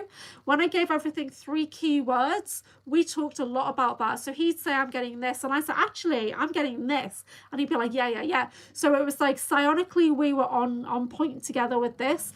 Did we get targeting? Fuck yeah, we got tons of targeting making this deck. It was weird though, the things that it was on things that you wouldn't expect. He got a lot of trigger off the MK Ultra cards, whereas I didn't at all. Totally disassociated with it. For me, it was the Breakaway civilian cards, and knowing that you had life in the Breakaway, that was the one with 6 altars came back. It was like they was held in a subspace relay, and then they came back as my awareness started to think about the Breakaway. The Russian one was one of the worst. I'm having a look here. Battle bonds was fine, actually. Writing about battle bonds was fine. Yeah, military intelligence, I think that was quite interesting as well. So I have put 2 designs from the cards in my merch store. Let me see if I can find the designs that I picked to go onto t-shirts. The first one is this design, the Assassin. You can get this on a t-shirt now. It's in my Breakaway series in my merch store. And the second design is the YNK. That's available on a t-shirt. Yeah, that's available. That image is available on a t-shirt now at my galactechfire.com/Anchorhaven, because I love those 2 images. So I'm going to get more, and I'm going to make t-shirts and stuff on them. But yeah, it took me a while. It was pretty hard writing about Monarch as well. That was hard to write about. But in the official guidebook that I'm expanding into, some of it I will go deeper into. But this Breakaway Oracle was designed as a foundation level introduction.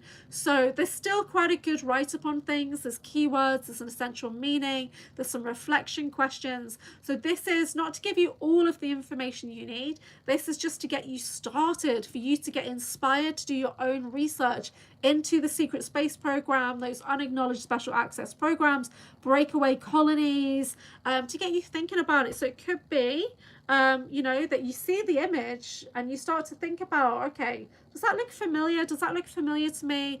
Can I imagine, does that remind me of a TV show also? If I think about Nachtwaffen, if I think about speaking German, listening to German, does it jog something? If I think about night weapons, what would that look like? So it's just to get you thinking about it. But there's also a healing aspect to the deck as well. There's a whole healing section, so which is elemental. So breathe. We're working with the air energy, and the more you sit with this card and you regulate your breath work, it starts to activate your third eye, because that's what my intention for the cards. And I had to look at that one today. Yeah, so soul sight. Now I literally drew this entire thing, so I just got a flush of energy then.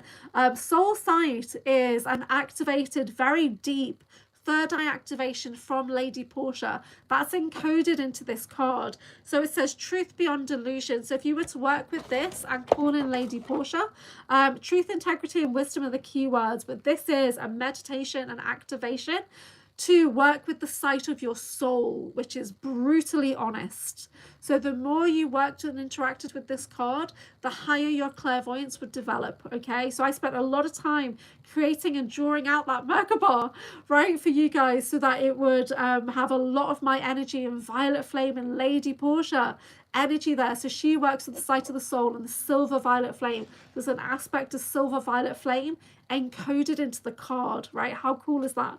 So yeah, so it did take me quite a while. Okay, so going right back to the bottom of the chat, guys, sorry. At some point I want to make cloud busters. Yeah, so I've got 2 videos on my channel with Leon Southgate, who is a professor of Oranor, yeah, which is orgone, cloud busting, all that kind of stuff, Rife frequencies. Yeah, so that's really cool. Okay, catching up on the chat now. If anyone else would like a reading, please put a new message in the chat. Oh, you got some raw ruby from India. Oh wow, that's so cool. Yeah, did she read, Jason? No. Oh, that's awesome, Julia. Creative and talented you are. Thank you. Yeah, so I am very old school with my graphic design work and my printing and all that kind of stuff. I got my sisters to proofread the guidebook, and this is how in-depth they are. Like, sister number 1 sent me page 2, line 7. They literally professionally proofread, and because we grew up doing that kind of work. So then the next sister went in and she's saying, you know, page 64, this word, so many occurrences of this word, you know, spelt this way. And so luckily I could just go and I'd have to say, yeah, edited.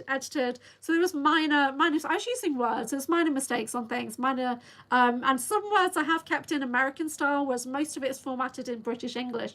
So the wording does look slightly, spelling's a bit different. But both my sisters proofread it. They know nothing about these topics. One, my sister, who's very, very religious, she was telling me about MK Ultra a couple of months ago. So I was like, I'm literally writing about MK Ultra, modern and traditional methods, in my book and card deck right now. So when she was reading through, she kind of knew a little bit of the narratives because she's into the truth scene. So I thought that was quite interesting. And so they just professionally proofread it for me very, very fast. So there's going to be mistakes there, guys. It's like my first guidebook that I've ever made for anything, and it was a lot bigger than I thought it was going to be.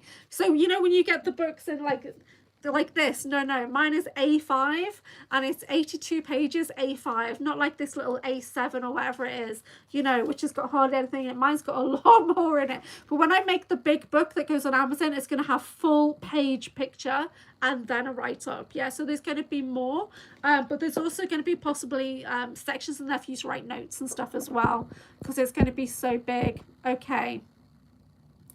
Let's see. Rachel Kyle. Hello, everyone. How is everybody doing this last week? Huge changes everywhere. Such a magical time for those doing the work. Many blessings. Rachel Kyle, I saw you last night. I thought, we've not heard from Rachel Kyle in so long. I hope she's okay. You have Julia's deck, Rainbow.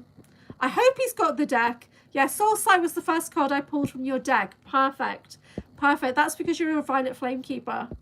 Yeah, that's so cool. Yeah, so I do have 6 decks here. I'm waiting for one more deck. We should hopefully return today, and that's Eric's deck. It's coming all the way back from America. So we did have a bit of a fuck up with the customs in America. They put customs charges on every single thing. The people were getting emails from the broker that looked really dodgy, so it's all coming back. And you know what? I don't know why. I actually thought it was going to be fine. I got targeted making the deck. I got targeted printing the deck. I got targeted posting the deck, right? So I'm going to be posting out probably tomorrow the remaining decks that I have here. There were 2 people that wanted to reserve a deck. So if you did message me and I said I'm going to reserve it for you, please send me a message, because I'm going to open up the website today, or you can just send me a paypal.me. But you need to get the shipping right. That's the only thing, because shipping is not cheap to America. But I'm going to be posting out one big box today or tomorrow, probably tomorrow. Woo and Julia starting to worry about me. Yeah, because you're getting a bit, you're too hot to handle, lady. Yeah. Let me put my fan on as I say that. Woo, let's have some fun. Sweating it up. My comp contracted the blue screen of death. Took 2 weeks for me to get a new one sorted. As much as I missed everyone, and if they were okay, it was a cleansing, clearing experience. Yeah, we love you, Rachel Kyle. That's okay. Confirmation, how important is Anchor Matrix feedback? Yes, you're right, Eric, you're right. So I apologize to everyone that's taken so long to get this deck out. I did kind of, in my awareness, I did know we would end up towards the middle of July. I just didn't realize why, to be honest. But hey, did you do a reading already for me? No, I didn't, thank you. Card me. Okay, do you just want to have a soul reading, or do you want to have a breakaway reading now those cards are out? So Arno, Flame Wizard. Interesting.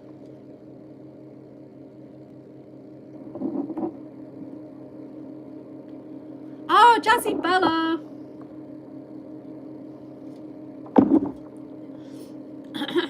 Okay. Mr. Rainbow Flame, your card is enthusiasm. Mr. Wickers now wants a breakaway card as well. And you want a breakaway as well. Okay. One sec. All readings for entertainment purposes only. Breakaway readings are for people who believe that they're in the SSP, that they're ET abduction, that kind of thing. Primarily, it's secret space program, so don't ask for an SSP one if you don't want to hear me talk about that nonsense, right? Because the deck is literally designed to talk about your lives in the breakaway. Yeah. You need to get memories. Okay, this is for Arno. So we're looking at what messages, themes, and energies are in your life right now, how they're supporting or limiting you, and we'll see what makes sense for Arno, please. But the initial from your soul was enthusiasm, yeah?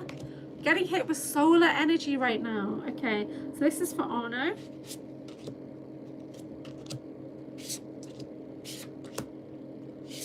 Interesting, there's quite a few cards there. So if you are a proud owner of the founding 25 copies of the Breakaway Oracle, just spend some time with it, work with it however you feel. There's no right or wrong way. So we will see. So first of all, what I'm doing is I'm separating the healing cards, and there is one healing card that's come out for you, and there are a couple of program cards, a couple of planetary cards there as well. So there's quite a few interesting things coming in. So the healing card is Alchemist, so which is true, just like me, we do have very similar abilities. This is for Arno, Mr. Rainbow Flame Wizard. You've got Alchemist energy, so this is you working with the flame energies, transformation, community, healing. So when I talk about Alchemist, there's an aspect of priest and priestess in that. So for me, Alchemist is the highest magical level. That's what I mean by that. As in Merlin the Wizard, going beyond that, to me, that's Alchemist energy. So it shows that there's an element of you that is ready to start teaching, connecting with your community, and sharing. So sharing your light, and you do that already because you're already in a, I know Jazzy Bella, it's fine, and you're already in a healing role, and there's an aspect of the work that you do is psychopomps, that's end of life care as well. So you do have a very important position as a soul keeper in a way, so that's come out for you. So this is for Arno. Getting into the weird stuff, trying to break this down for you. So the limitations aspect is that you do have missing time, okay? You've got missing time, so potentially there's abductions there. You're taken out of your body with consciousness transfer. You're getting messed with in your sleep, okay? So you've got missing time. So just like with the other one, it's time to document and start to notice what's going on. Notice how you feel, checking your body as well, checking your body for injection marks, bruises, strange marks on your body, noticing any pain in your body when you're waking up, or dirt on your body where there shouldn't be dirt on your body and stuff like that. So there is missing time. So if you're noticing that you go from one room to the next and you're forgetting while you're in there, yes, that could be menopause and dementia and regular world stuff like that. But there's also an aspect of, where did our day go? So I'm going to be talking to Pink Bella later on about an abduction experience I had when I was walking home from the pub with Miles Johnston, right? I did not know I'd been abducted. I only knew that I got mesmerized by the stars, right? And then I was told by somebody else that you got abducted there. So they bring you back in a split second, a split microsecond. So you can't always tell when you do have missing time, either from getting taken into the programs or from ET abduction, okay?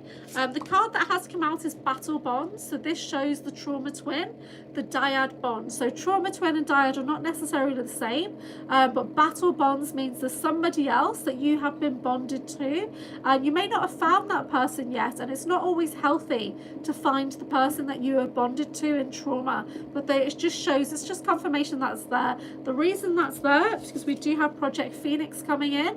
So this is what people commonly term as the Montauk project, but it could be a similar project. If it's not Montauk, it could be something that's very similar, something that involves stargates, time travel, portals, that kind of thing. So when we look at this, I'm just got the keywords. I've got the keywords written out here to support me while I integrate all of this.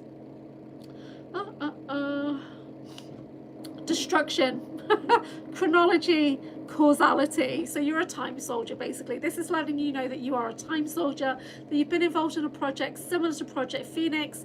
So if it doesn't, the thing is, I was in Project Phoenix and it did not resonate with me for the longest time.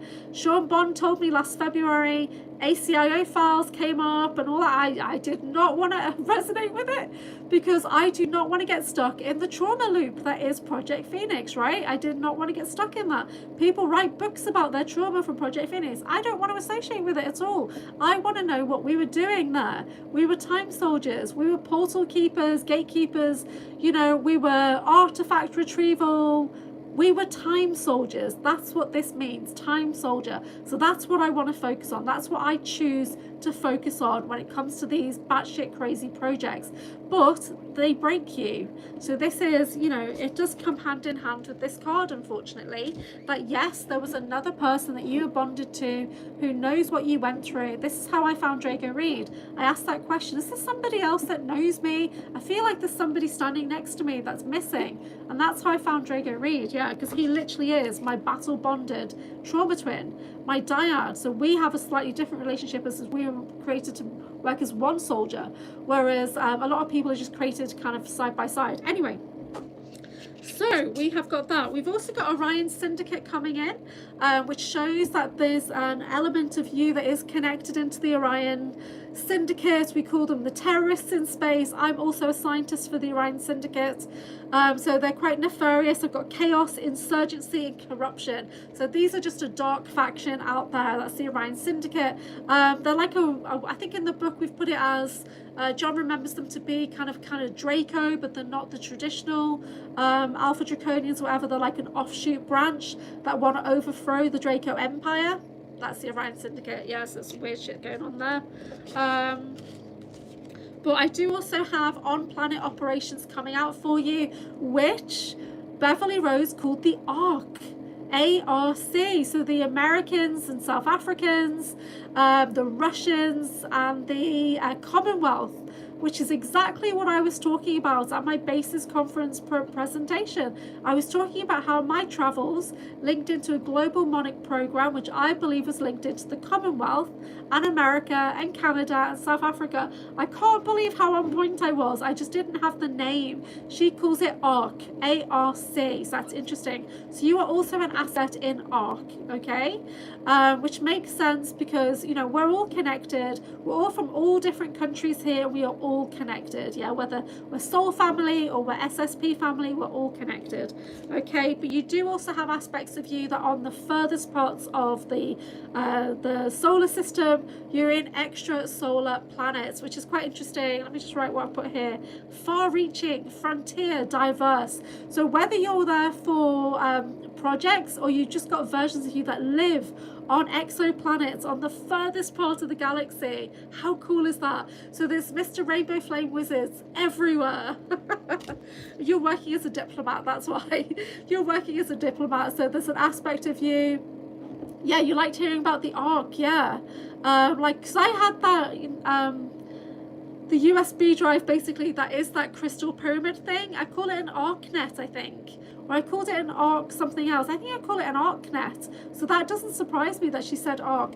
But Mr. Rainbow Flame, we've got diplomatic energies there for you, which I think is your energy is very calming as well. Okay, but don't forget, the main message from your soul is enthusiasm. Enthusiasm, being excited about the things you do. Mantis Solar Buddha. Okay, that's it. I've got Spencer cards just as I was picking that up. I don't think that applies to you. But so I was picking up the other card that came out. Okay, so that was for Arno, Mr. Rainbow Flame Wizard. And, I'm trying to merge the names together till I get comfortable calling him the Flame Wizard, which is our recent upgrade. So this is the Breakaway Oracle. This is the deck that I created to help us be able to talk about and integrate information from the Secret Space Program. So, you know, so you might see, okay, Orion Syndicate totally doesn't resonate with me, but hang on, I've been really drawn to Black Pyramids. I'm really drawn into the Lyrans, and they, you know, and they make Black Pyramids, or I'm really drawn into this aspect. So your message could be just in some part of the image, your message could be in the keywords or something in the essential meaning that really draws to you. So it's not always just bam, that's your message. It's like you use your psychic abilities, you use your heart and energy and feel into, okay, how does this make sense into my life right now? So it's not always face value. There's always some kind of meaning in there for you. I've designed it to be multi-layered as I was doing it, so that anybody who didn't have knowledge of the SSP will be able to pick up any card, okay, espionage, and think, I don't resonate with being a spy, but I'm a data analyst, and all I do is work on computers. All I do is work on the dark web or whatever. So yeah, so we've all been trained in espionage, by the way, every single person. Okay, it's my first time seeing Beverly. She feels totally authentic to me. Quick and great details. Yeah, she did great presentations at BASIS conference. She's done 2 now, and they're available at basistv.com. And you can get free access over there for 3 days. And then after that, there's a subscription at basistv.com for £3.73 a month. That's all it is. That's all it is to support Miles, to get full access to his BASIS archive. It's less than £4. So that's what's that, $6? I don't know, it's $6. Okay, Miles has interviewed her many times. If you go on his channel, there are lots. Yeah, so head to the BASIS Project YouTube channel for interviews with Beverly Rose. What's interesting about her is the level of detail she has. Like, I don't know anyone except John Whitberg that I consider to have that level of detail, because you can ask John absolutely anything, and you saw it in that interview last night. Like, the host was absolutely geeking and freaking out, and John was just so cool and calm, because this is just all in his head. He knows it, he's lived it. He went to school off planet and all that kind of stuff. It's just in his head. So nothing fazed him at all. Keep getting the same cards, almost Kruger Project, Looking Glass. Okay, so Kruger, we're talking, we get the keywords, augmentation, discipline, strength. So there could be an aspect of that you need to draw on right now, Jojo. So Kruger basically augment the body, whereas Monarch augment the mind. Yeah, so we have both. So I'm in the Merge, which is the Monarch umbrella refugee group, where I was rescued by Kruger and the ACIO, and they put us into a separate Merge program. So anybody that resonates with Kruger, it's multi-layered, to be honest. So you could be a Kruger runner that's used as like a spy and gathering information and lots of infiltration type stuff, or you can be used as a soldier or mercenary. But we were talking about Kruger with Beverly Rose, and she was talking about how dominant Kruger is in South Africa. So they do have a base in South Africa, a base in headquarters in London and Ganymede and other places. So Kruger is everywhere. Kruger is dangerous. Yeah, I can't access my Kruger memory files properly. Sean Bond won't let me, in a way, because there's just unalive warnings. Unalive warnings when we try and get it. Looking Glass is an interesting one. So Project Looking Glass, foresight, surveillance, alteration. So we know that if you've got access to Looking Glass technology, potentially you're a particular bloodline, you've got a particular blood type, or you're supporting that, so you're in an area, you know, like 52 or whatever, you're in one of those places. So it could either indicate that you had access to use the technology, or you're in one of those high security bases. Don't forget, there's 4 Looking Glass on the planet right now. One of them is in the UK, potentially in Sheffield, right, Joe? And we're not that far away from Sheffield, are we? How many hours? 3 hours or something? I don't know. But yeah, so there's a possibility that we access the Looking Glass in the United Kingdom. There's one in China, and there's one in Chechnya maybe, and there's the main one there in America that everybody knows about. So that's quite interesting. So yeah, so don't take the card at face value. Just feel into it. What am I feeling right now? What comes up for healing when I look at this card, and then take out the healing side of the deck and just work with that. Yeah, so you can split the deck. So the deck is literally split into colors. So we have, I'm just pulling up all the blue colors right now. So you've got purple, we've got blue colors in there, we've got the kind of burgundy red colors, we've got the green healing section. So if you pull out the green healing section, so this is the shield, this is the fire elemental energy, and it's saying protect and transform. So there's just something that's resonating in your body when you get a particular card. Read into it. What resonates with you? Is it the image? Is it the faction? Or is it a keyword or random message there? Where do I feel that in my body? Pick a healing card to support you. Yeah, so I love this card. I love the navigator card. How cool is that? Oh no, but yeah, so there's different aspects. So anything that comes forward is coming forward right now for healing. That's how I see it. That's why I've designed this deck, is to help us understand these memories, to go deeper, and to bring in healing. That's the most important thing. Okay. So the Fringe Science Framework, arc crystals in the context of advanced resonance kinetics, arc technology. The plasma unified field is described through a combination of proprietary physics. Eric says, if she is not for real, she's an incredible actress, but I feel she's the real deal. So we're talking about Beverly Rose. Yeah, I love Beverly Rose. I love her energy. I found it very high yesterday. Did anybody else find that high energy? Yeah, no, it's Rhode, R-H-O-D-E, Rhodes. John's interview was great. Yeah, Beverly Rose. Okay, my work is full on, says Rachel Carl, could be depressing. So people like Bev, Rachel Vaughan, etc. are very important to me to help balance my own energies. And me, dog, he helps too. Only had her, oh, your dog, you've had him 11 months. Yeah, Beverly Rhodes. So, oh yeah, the woman that just came on, right funky, that she is named after a Greek island. Yeah, that's right. Yeah, I've been there. I've been to Rhodes. That's the only place I've been in Greece. So animals are the best. Sorry to hear about your work, Rachel. Jazzy Bella. Let's do a card for Jazzy Bella. Working with the soul coaching deck,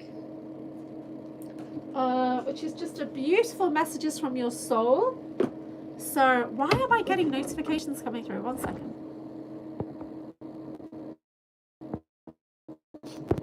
It's after 8 o'clock. That's why I'm getting notifications. I started late today, guys. Okay. You got the on-planet card with Kruger, so they work on Earth too. Yeah, Kruger is based on Earth and off-planet. So a lot of the mercenaries, a lot of the 3-letter agencies, a lot of the when you see all the wars and everything going on, there'll be mercenary companies contracted in. They'll be Kruger, I reckon. 3-letter agencies and everything, they're all Monarch assets. They've all been trained through Monarch, so there'll be them infiltrated in as well. They literally just get contracted in. So yeah, so we've all done that at some point. Men in Black, we've all done that at some point. Rainbow Flame says, Rachel, I'm in the lay love down. Thanks to you for that. But it turns out he's a protector guide as I have left my body for 2 days, which previously I would only leave for a few hours. Oh, that's so cool. Wizard Wicker says, I wonder if Kruger has the shock troopers. We can query that.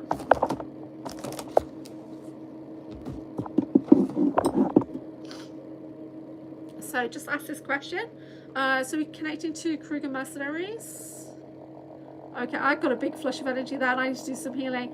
Do they have shock troopers? Yeah, they do. Are they primarily shock troopers? Okay, yeah. So shock trooper is a former Kruger soldier as well. Yeah. Is it true Looking Glass stopped working? That's not true. Yeah, it's not true at all.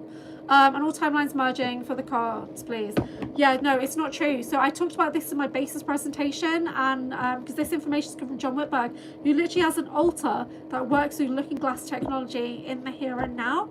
And so there was a narrative that went out that somebody said it can't see past 2012. That is not true. Looking Glass technologies are still working, and so I do talk about that in my basis one. All the timelines merging. They are merging. Let me just pull a card on the timelines merging, please. Yeah, emergence. Timelines are merging. That's the kind of thing that happens all the time. I don't think we're going to have one definitive timeline. What timeline is showing me right now is a bit like, you know, at the travelator at the airport, when it's that flat escalator. She's showing me that timelines are like that they're always kind of working parallel, and then every now and then they'll intercept, yeah? So when I pull cards, when you literally see me fan out the deck, each card is potentially a new timeline, and I weave that together for you when I do a full reading. I'm weaving together your highest timeline, and we're setting you on that pathway. That's what happens when I do my readings. I am an Akashic weaver, and it was Aralam that literally said that's what's happening, and I thought, okay, that makes sense, because when I'm scanning the cards, sometimes it's hard for me to focus, and then I'll ask you to take a deep breath. And what we're doing at that point is we're anchoring you into your highest timeline. So I'm working with your higher self to weave together aspects of you and bring that into one timeline for you. So yeah, so we do that. So emerging. So timelines are merging together. But it's constantly changing. Timelines are conscious beings, and they want to be connected, they want to work. So at the moment we still have a dominant feminine timeline trying to come in. When I did 7 months back or whatever, it might have been less, did a video with Ivan Teller, and I got him to channel the timeline entity, please. And it was a female entity that came forward, and I said to her, why would you let this happen on your freaking timeline? And she said, free will. You've all got free will to do whatever you want. Yeah, so I thought, well, this is a bit weird.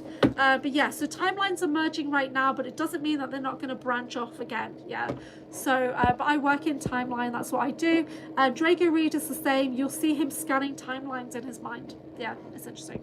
So he doesn't work with cards as much as I do. He just works with it psionically.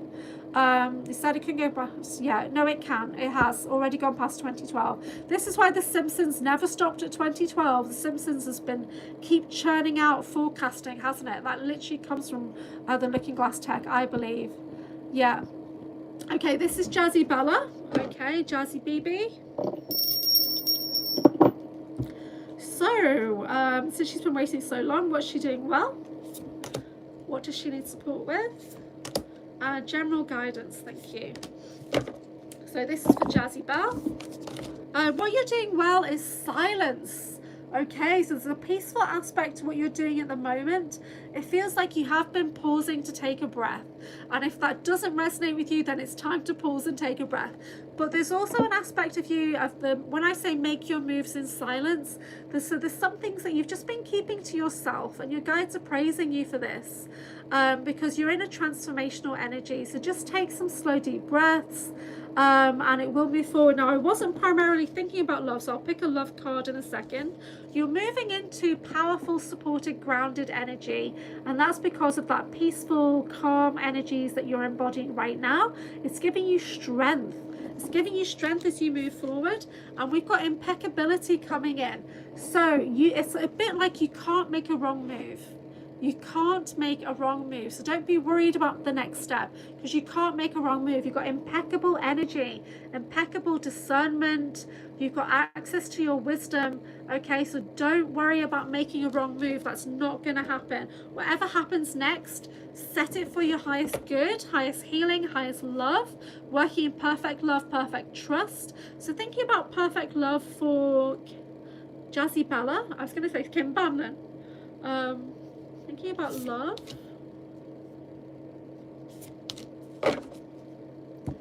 Okay. Yeah, interesting. So love is going to come in for you as long as that you are speaking your truth.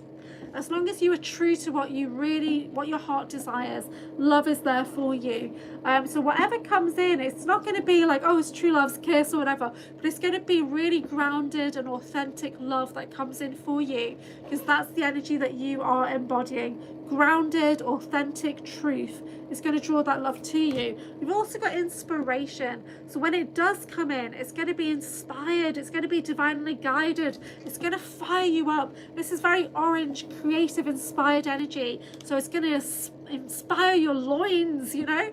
It's going to be really passionate and fruitful and exciting. And if it's not, then it's not the right person for you. You will know when it's the right love, because it will fire you up. It will inspire your spirit.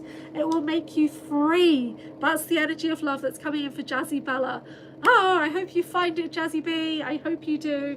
But just know you can't make a mistake, so don't worry, because your energy is impeccable. Your guides are saying it's fantastic. Whatever you're doing next, it's on point. So just don't worry. So when things happen and you think, oh, that was shit or whatever, there's going to be a reason. So don't worry. Okay, so that's for Jazzy Bella.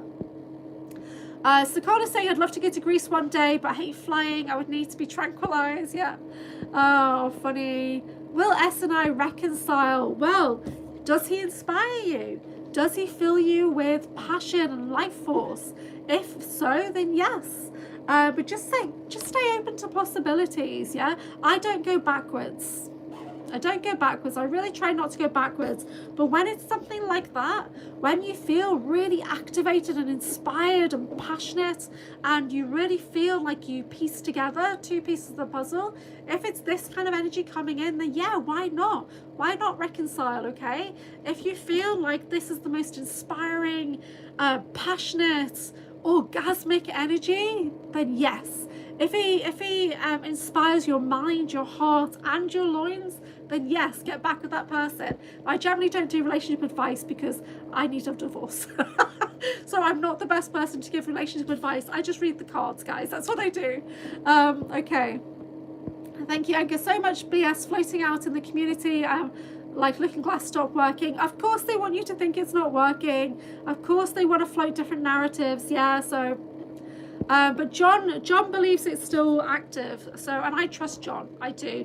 I trust what he says. He was my commander in off-planet programs, and yeah, I've not had a reason to doubt John Whitberg. I haven't.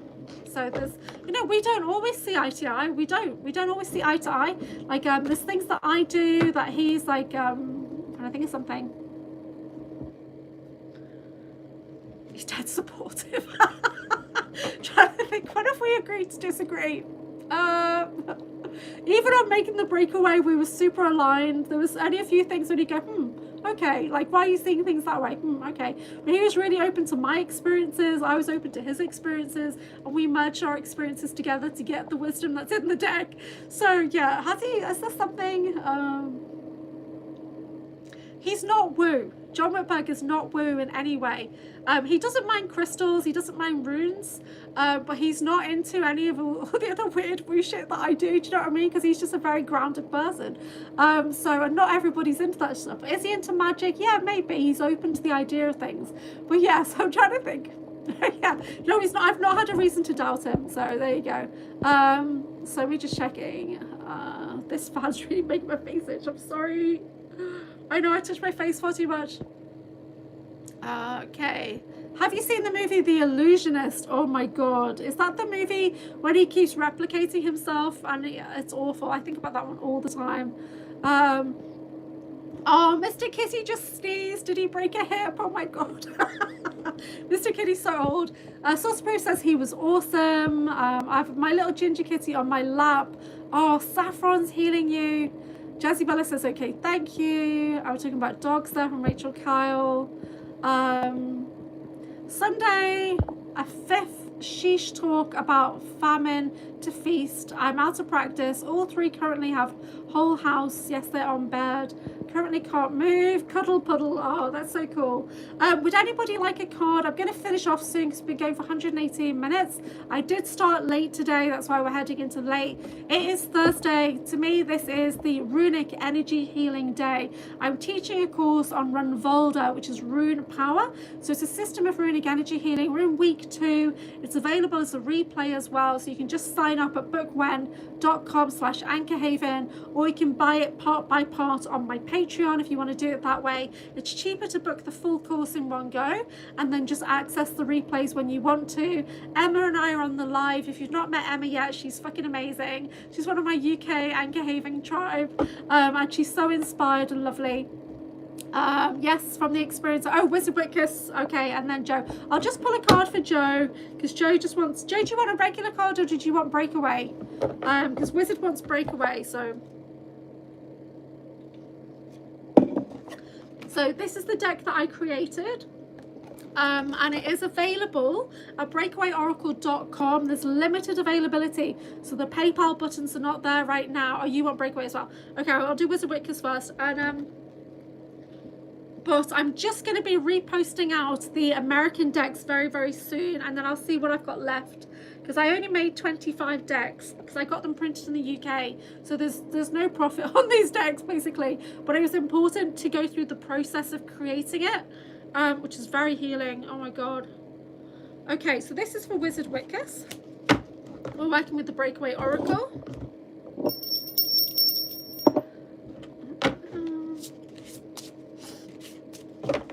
So let's just see what comes out. Thinking about the Wizard Witkus, please. What messages, themes and energies will support his healing and activation right now? So these are activating decks, but each to their own in your own time.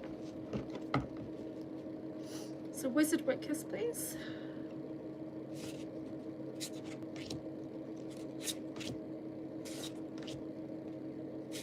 So there's no right or wrong way to work with the deck. So when I pull cards, I'm not doing a set reading, but you can. Like I love to do the elemental spread and look what's your grounded focus, what's affecting your communication, but it's not always going to make sense when you're dealing with on and off planet operations and stuff like that. When you're dealing with altars, repressed memories, trauma and wounding, it's not always going to make sense to do that set reading. So you could always just pick 1 or 2 cards and think, okay, I'm going to sit and journal with this today, or I'm going to look into this deeper, or I'm just going to check the information on there and see how that relates to me. So I'm separating them out into factions, which are the colours. So we do have 2 targeting cards coming in already. We've got 2 which are roles, and we've got 2 which are planets. So you've got 6 different cards here. The first card here is letting me know that you are a targeted individual. You've got empowered targeting coming in. So empowered targeting, I'm talking about electronic psychotronic warfare.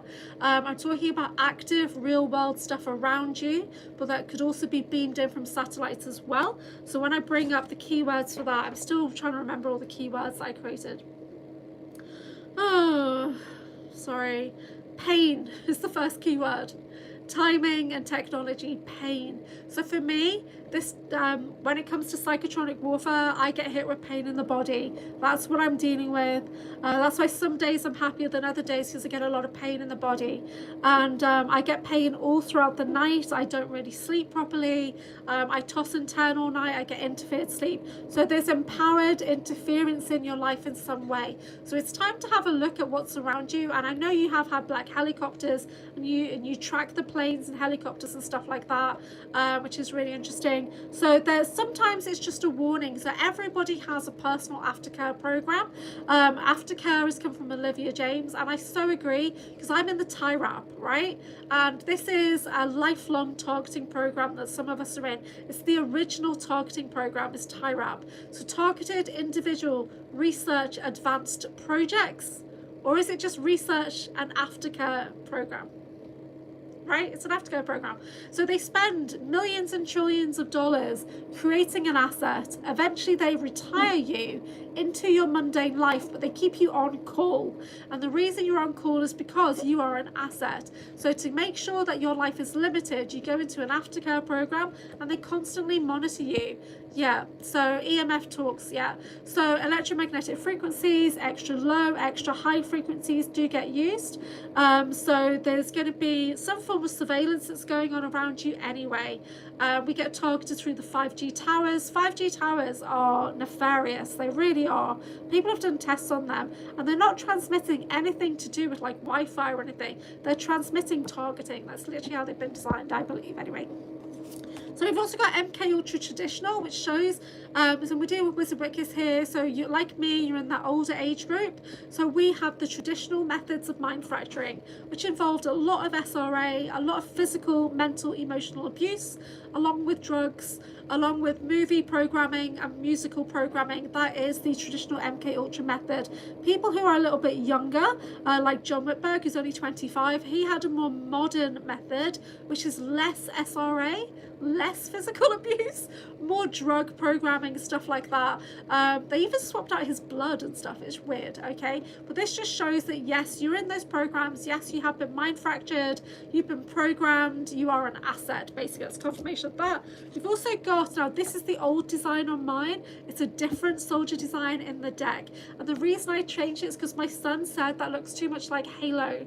The Halo suit used in the TV and game, and it is not. I've literally done analysis to show that yes, they have copied the Halo suit that we have off planet, but there's so many things that I'm not breaking copyright, but I changed it anyway because I trust my son and I wanted him to feel involved. So in the actual deck, it's a black suit with a blue visor, right? So, but this is super soldier confirmation that you are in the special access programs, that you were used as a soldier, okay?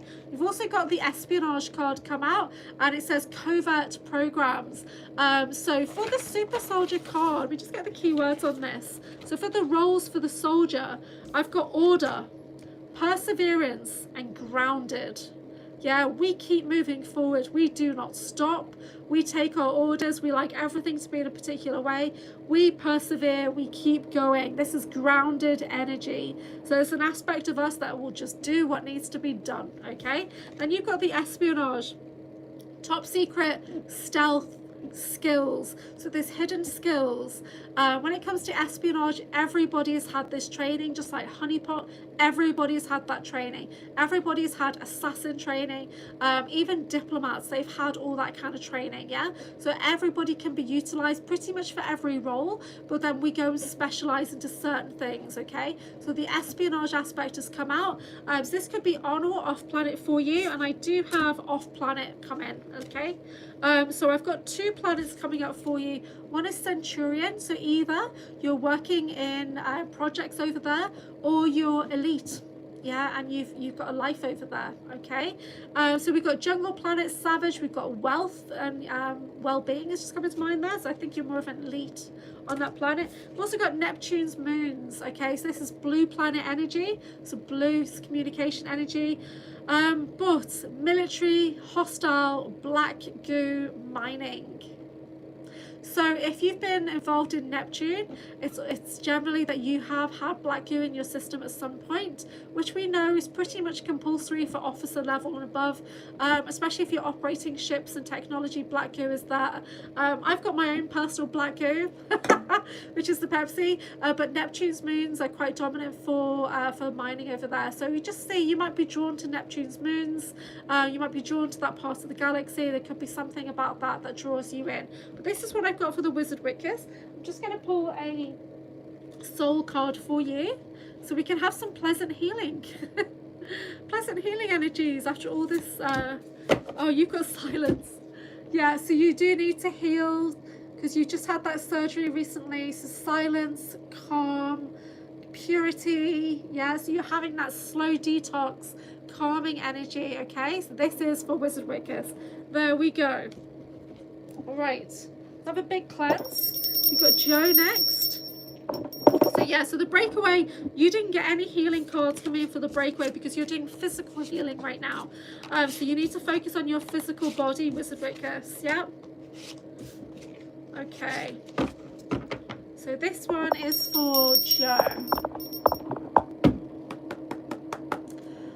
Okay, so Joe's here in the UK. So what are the messages, themes and energies that Joe needs to be aware of right now? What's going to help her healing her multidimensional aspects, please? So as I'm shuffling the cards, you hear me talking and asking questions, and it puts the energy into the deck. Yeah, so when I connect into anyone's energy, it's temporarily, only while I'm holding the cards. As soon as I put them down, I disconnect from you automatically. My guides make sure that happens, so I don't need to worry. So let's see what we get for Joe. I don't think I've ever pulled breakaway for Joe before. So quite a few things coming in. But again, sometimes it could just be an energy or a keyword. It might not necessarily be everything. So I'm just going to separate them out into factions to make it easier to read. And there's a lot of factions. Jesus Christ.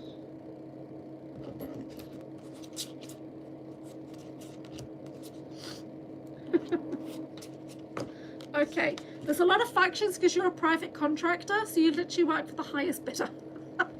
So yes, there's an aspect of you on the breakaway that literally will work for anybody. That's how skilled you are, Joe. Yeah, so private contractor, let me find that role here. Jeez. No morals. Discretion, dirty money. That's the kind of energy on that. So Nuskin talks about that kind of thing as well, because I've asked him about that as an aspect of you that is like a private contractor. And it's like, yeah, you just pick up contracts, you go do the work, it's temporary, and you do that because you don't want to be controlled by a particular faction. So what I am seeing is that you have been involved with Orion Syndicate, so there is that darker aspect of you that works with them as well. But you know, some of us like me, I think I grew up with them. I think I grew up on Sirius and they were involved. Yeah, and that's how I got into that. Okay, so you might be drawn to Black Pyramid technology, or you might just be drawn to Orion itself, or there could be an aspect of you that's healing the Orion wars as well. I do kind of correlate that in. So Orion, let me find that thingy here: chaos, insurgency, corruption. But as a private contractor, it doesn't surprise me that you're connected to the Orion group. Okay, yes, we've got confirmation that you do work with Kruger. It's like me, you're Kruger asset as well. So discipline, strength, augmentation. So that your body, there could be versions of you that have augments like this, because they do like to chop and, you know, chop us up and augment and whatever. So there may be an aspect of you that works for Kruger on or off planet. It's more likely it's off planet, to be honest. However, I did get Mars coming in for off planet. So we've got Mars there. We do have Arasaka coming in. So this is Arasaka Robotics. So either you're working with their technology, or I feel like you're protecting them in some way, like you work as a security force with Arasaka. But their keywords are corporate power. So they're dominant in the breakaway. What's her name? Sakura Arasaka. It's literally, there's a cartoon where I'm in it, and it's called Sakura Wars. and they've literally put one of my aspects in that freaking cartoon and video game. These guys are very dominant in the Japanese Breakaway. Transhumanism, innovation, so they come in that way. So you're connected to Arasaka, so something to feel into. Like me, you're Russian SSP, okay? And Russian SSP, they try to make you think, even in James Rick's book, that they're not dominant anymore, that they disbanded, that the ships were taken over by other factions. I'm sorry, that's not true. That is not true. When I was writing the write-up for this card, I had Russian SSP remote viewers in the room with me. I had John Whitberg on the phone. I could not speak. He was literally commanding the space to get them out via the phone, right? It was insane. So Russian SSP is, again, time missions, but I worked as a scientist in a base in Siberia. So they are there. So keywords for Russian SSP: adaptability, resilience, research. Adaptability, resilience. They never went anywhere. They just became more covert. Okay, so have a think about that. So yeah, so we are Russian SSP. So Russian, they like to do an exchange of assets. So there was plenty of Russians that went into American programs or British programs, and we have aspects of us in their programs as well. So they are still in space, especially around Saturn's rings, they're there as well. But yeah, but they're still on the planet. They're just very covert. Okay, and then we got the Mars energy for you, which is training. So there's either an aspect of you that was trained and developed on Mars, or there's still a version of you on Mars now. Yeah, so this is for Joe. So I hope that makes sense for you. I'm going to pick you. Oh yeah, I've got your healing cards here. Sorry. We've got Go Deeper. We've got Akashic Memory Retrieval. So when you feel safe, when you feel ready, you do have memories that are going to come forward, okay? So what I would generally do is just focus on whichever one you feel safe with and journal it. Yeah, focus on the card and then go into meditation. When I do meditation, I do like a quantum meditation where I'm very conscious, but I'm deep. I listen to the Soul Matrix, and on Spotify, what's his name? Steve Noble. I listen to his because he does a very good introduction about setting your space, and then I just veer off into my own thing. So I listen to his voice and it drops me down to the point that I'm hardly breathing at all.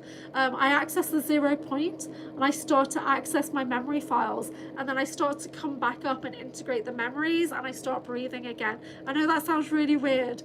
I'm not dying or anything like that. My body becomes so still that I access the 0. I really do. So it's I'm trying to get back into it because I've had a period of not doing it. I've had a period of being disrupted because of the Basis conference. Interference was coming in, stopping me doing it. So yes, you've got your shadow strength healing coming in.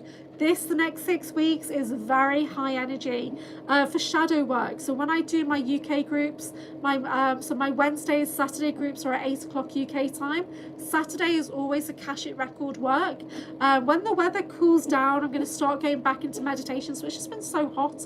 Nobody's really wanted to do it. So my Monday night group has moved to 11 o'clock UK time, which is 6 o'clock Eastern, and it's primarily focused on experiences. So I don't have my British people in the experiencer group on Mondays.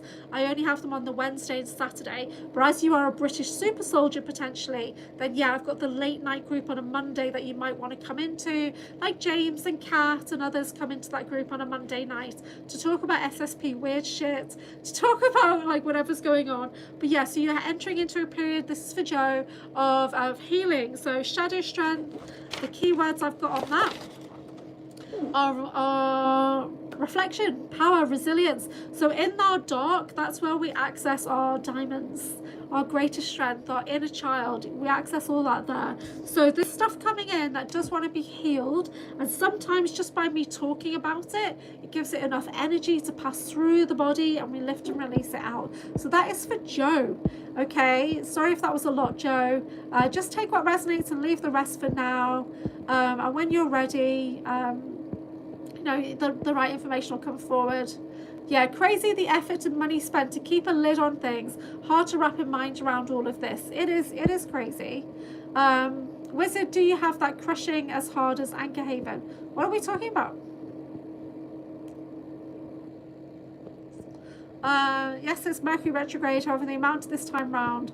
See, I don't, Mercury retrograde does not affect me, but Lionsgate does, big time. Not sure why. Yes, on the elites. That's why I've always gotten triggered when I've seen any shows or anything to do with black goo. Yeah.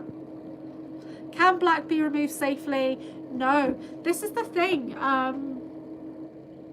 When you expire, the black goo will purge from your system. It's conscious and it wants a host. So I don't know. I think once it's in your system, it's always in your system. I really don't know. Missing Time says, I'm 4 years off a black goo. So Carlos, it's funny you say that, Eric, about virus, because my phone has been advertising that. Interesting. Wizard says, another brilliant spot on reading, thank you. Oh wow. Rainbow Flame says, wow, Wiz, Breakaway is a special deck. Yeah, WFW. Eric, it can, however, it's difficult. Research the practitioner. In the meantime, ask your HS to help protect you in the meantime. Okay. Do you have Wi-Fi running? Yes. With some shielding in place. Okay, just catching up now, guys, sorry. So Joe's pulled the card a few times as well, okay. See, for me, Russian SSP, I was in a science program, and when I located the base, which one of my altars gave me the location of the base, I did the remote view and I found it, and I got Sean Bond to feel into it. And then once I found the base, I could relate the memory that I had to that location. And then I realized that there was a guy in the same room as me. And I had to go into the recall, and I could see myself sitting there doing my things at my desk, sign stuff, files and whatever. And there was a person in the room fast jumping around, and I literally had to say to my higher self, can you show me who that is, please? And it was as if I came out of my body into another version of me, the higher self that's got 360-degree view. And she just walked up to that person and went, hello. I looked at him and I knew who it was then very clearly. And then when Sean Bond and I did the vision quest on that location, I sent that video to said person and said, I think you're the person there with me. And he messaged back and said, I was there. Ooh. But we haven't publicly spoken about it, so I can't say who that person is, because I have never spoken about that person properly. And until he interacts with me, and the reason I got very triggered off his voice and his face last year, and I've been working 6 months to deprogram from whatever that fear was, and it's because I was in that science program for a really long time dilated, potentially just me and this other person. So we were just isolated on a project for a long time. He's a lovely person though, by the way, and hopefully he'll come to bases in November. I don't know, but I'm going to try and get him out. I'm not going to say who that is yet, but I will one day, and hopefully get him on. So I work for the dark side. Lol, you've pulled Breakaway before for me, and I got Orion. Okay, yeah. Well, don't forget we're light and dark, and there's aspects of the Breakaway stuff that's all freaking dark, isn't it? You know, like when I think about Nachtwaffen, I talk about it like a mirror world, like a mirror universe where you just grow up like that. Everybody is like that. You know, it's like hurt or be hurt. It's that kind of environment. So you toughen up. Yeah, let alone on themselves. Well, thank you. Very interesting one day when the stealth is turned off on all things in the skies. Yeah, Joe, you should join the Monday night group for sure. However, to use your gifts, are you starting to see them manifest in different ways? Well, see, my gifts are definitely activating over the last year.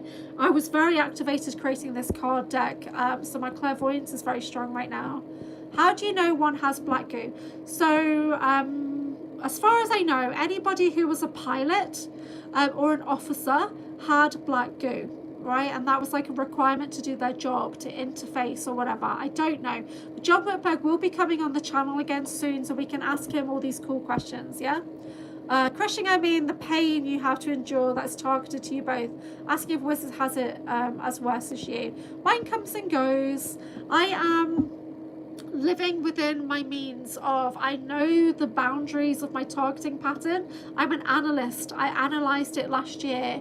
Drago and I are on very similar targeting patterns, so he gets pain in the body at the same time of night, and I get the same in my time zone and stuff like that. But I get punished a lot. I don't know if he gets punished as much as I do, because I do a lot more podcasting. I think he gets punished a lot from his QHHT sessions for sure, because he got really badly punished recently. But I try and stay within my boundaries. So if I'm planning something, it's at least 6 weeks in advance, okay? Like I'm going to the Awaken Aware conference next weekend, and I've been planning that for a month or more. So I'm hoping it'll be okay. Will we get abducted? Probably.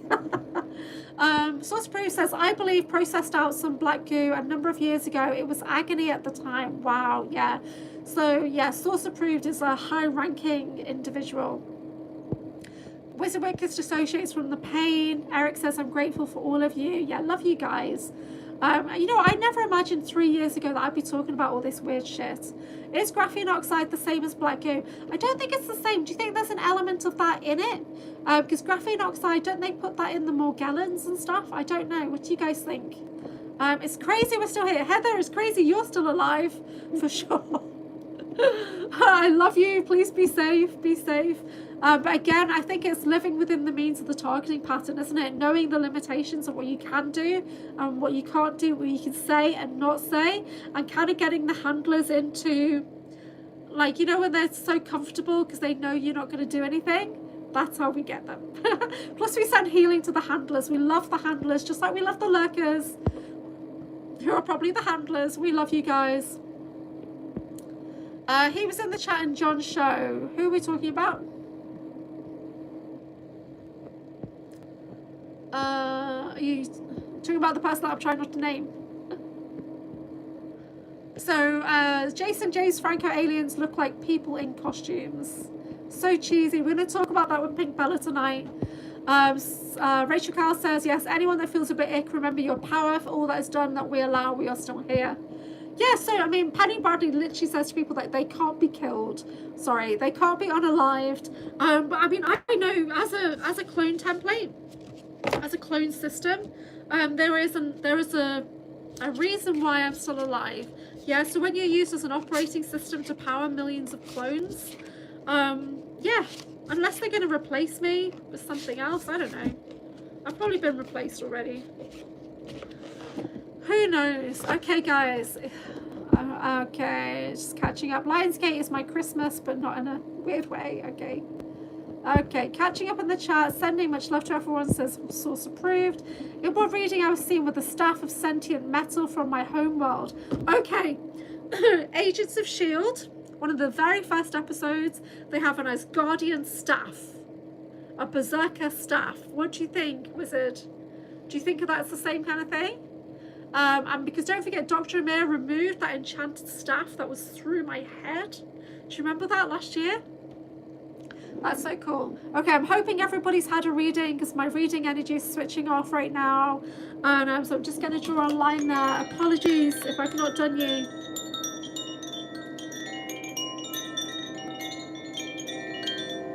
But I've just been given a timeout. I did get goosebumps when you just said that. Oh, okay, the Asgardian Berserker staff, yeah. So you literally power up, yeah. That's super cool. Oh, okay, guys, 144 minutes. It's my Thursday, so today is Runic Energy Healing Day. I'm teaching a course that you can join anytime, and you can catch up with the replays. So head to bookwen.com/Anchorhaven if you want to get in on that, or you can buy it part by part directly on my Patreon online shop. This weekend on Sunday, I do have an afternoon retreat. If you'd like to book into that, you can go to bookwen.com/Anchorhaven. But also, if you're a member and you're in one of the higher memberships, you do get free access to that retreat as well. So you can just literally go and pick up your free ticket at bookwen.com/Anchorhaven. I will be shipping out the Breakaway Oracle decks again, hopefully tomorrow. I'm just waiting for Eric's deck to come back because it looks like it's in the UK. I've just not received it yet. And then I will be sending it all out together to a friend in America who's then going to ship it out by local post. So at some point you're going to get these decks. Eventually they're going to find their new homes, but I've had a lot of targeting coming on. But you can go to breakawayoracle.com, which is the website that I share with John Whitberg, and you can have a look at the information that's there. There are some dowsing charts. There's like the keyword sheets and things like that on there. So I've done like a cheat sheet to make it easier for you to bond and faster to bond with the cards. And there's the PDF guidebook that is 82 pages there as well. And right now I'm going to be working on the official guidebook that will get printed eventually. I just need to reformat it, add in some extra information. So if you think there's some information that's totally missing, let me know and I'll try and work it into the guidebook. So the founder members, the people who've bought the first 20 copies, thank you so much. I do appreciate your feedback. So yes, send me a message, that would be awesome. And then I can try and make any edits to the guidebook or whatever. Or if you think, hang on, you've totally missed out on talking about this, let me know and I'll pop it in there. Yeah, because it was a lot of work. It was a lot of targeting. It was a lot of emotional healing. I had altars come back and all this weird shit. It was big. But John and I are starting to work on the expansion deck. So there's another deck that we're creating hopefully in the next 3 months. And then we're going to keep creating little expansion packs that can build into it so you can get a wider thing. And don't forget, if you've got the Unimaginable deck by Misha Johnston, you can merge that in to the Breakaway Oracle as well. Because there's things in here that are not in my deck, and I deliberately designed it that way that you could work it in with Misha Johnston's Unimaginable deck. So it's not one or the other, you can literally combine the decks. Okay, that's why I designed it in a similar format. So like you see, so she's got kind of the same, I've designed it quite similar so that you can work with them together. So how cool is that? Yeah, so I just want to shout out to Misha Johnston for designing the original decks. And what I did, because when I was working with her deck, I was feeling something's missing here, something's missing. So that's why I started to create my own deck, because I wanted to be able to explain what I've been going through for the last 18 months, developing the debrief process. So my deck has been designed to help you debrief, to help you pull the memories, to integrate the memories, to make sense of the memories. But you can also work with her deck as well. Yeah, so Misha Johnston's coming on Typical Skeptic tomorrow, and she's not well. Please try and support her if you can, because she's got the big C and she's dealing with it naturally if she can. Also, Ivan Teller's just put a new video out. His voice is coming back. He's having radiation therapy. So thank goodness, because I was really getting worried, because I message him on Messenger and he doesn't really respond, but he hearts my messages. And sometimes I'll send him voice notes and I'm like saying, is it okay if I keep sending you? And he gave me a little heart, you know. And then I sent him some photos of clouds when I went down south. And I was saying, are these ships? And he actually responded to that one. So yeah, so I got his attention. So I do love Ivan Teller. Misha Johnston is going to be really, really good. Okay, a booster pack. I'm calling it an expansion pack. What about a Code Brown deck with Wildman Companion Fart deck?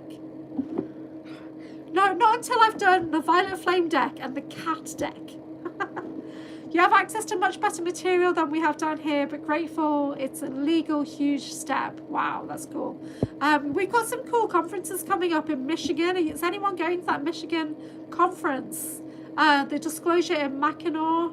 Is anybody going to that? I think that's going to be a really cool one. How's Ivan as well? Anyone know? Yeah, he did a video. He did a video like yesterday, and it's a 14-minute video. He's in radiation therapy, so he feels like he's making an improvement. I've been so upsetting with our Love Soul family suffering. Yeah, a lot of people have been unalived in the last year. A lot of Big C has been everywhere. It's not good. Yeah, it's not good. Stay safe, stay grounded, everybody, and I'll be back on later with Pink Bella Aloha, and then Eva Pico and Igron will be doing a group field recalibration. Okay, we'll be talking about energetics on the planet. We're not going to do individual readings this time because it just takes too long, but we will answer some major questions for the collective with Igron, who's that conscious creator being. Yeah, he loves that music thingy of yours. Oh, was it this one?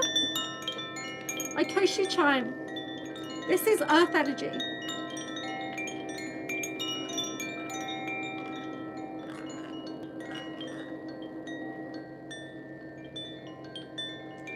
Okay, so WFW guys, see you later. Shout out to everyone who's lurking, everyone who's given me free advertising on other channels. Thank you so much. When you say my name, it activates the violet flame in your location. So thank you so much for cleansing the planet for me and promoting my channel. I love you. I forgive you. Please forgive me. And I'll see you guys later. Thank you so much, guys. Take care.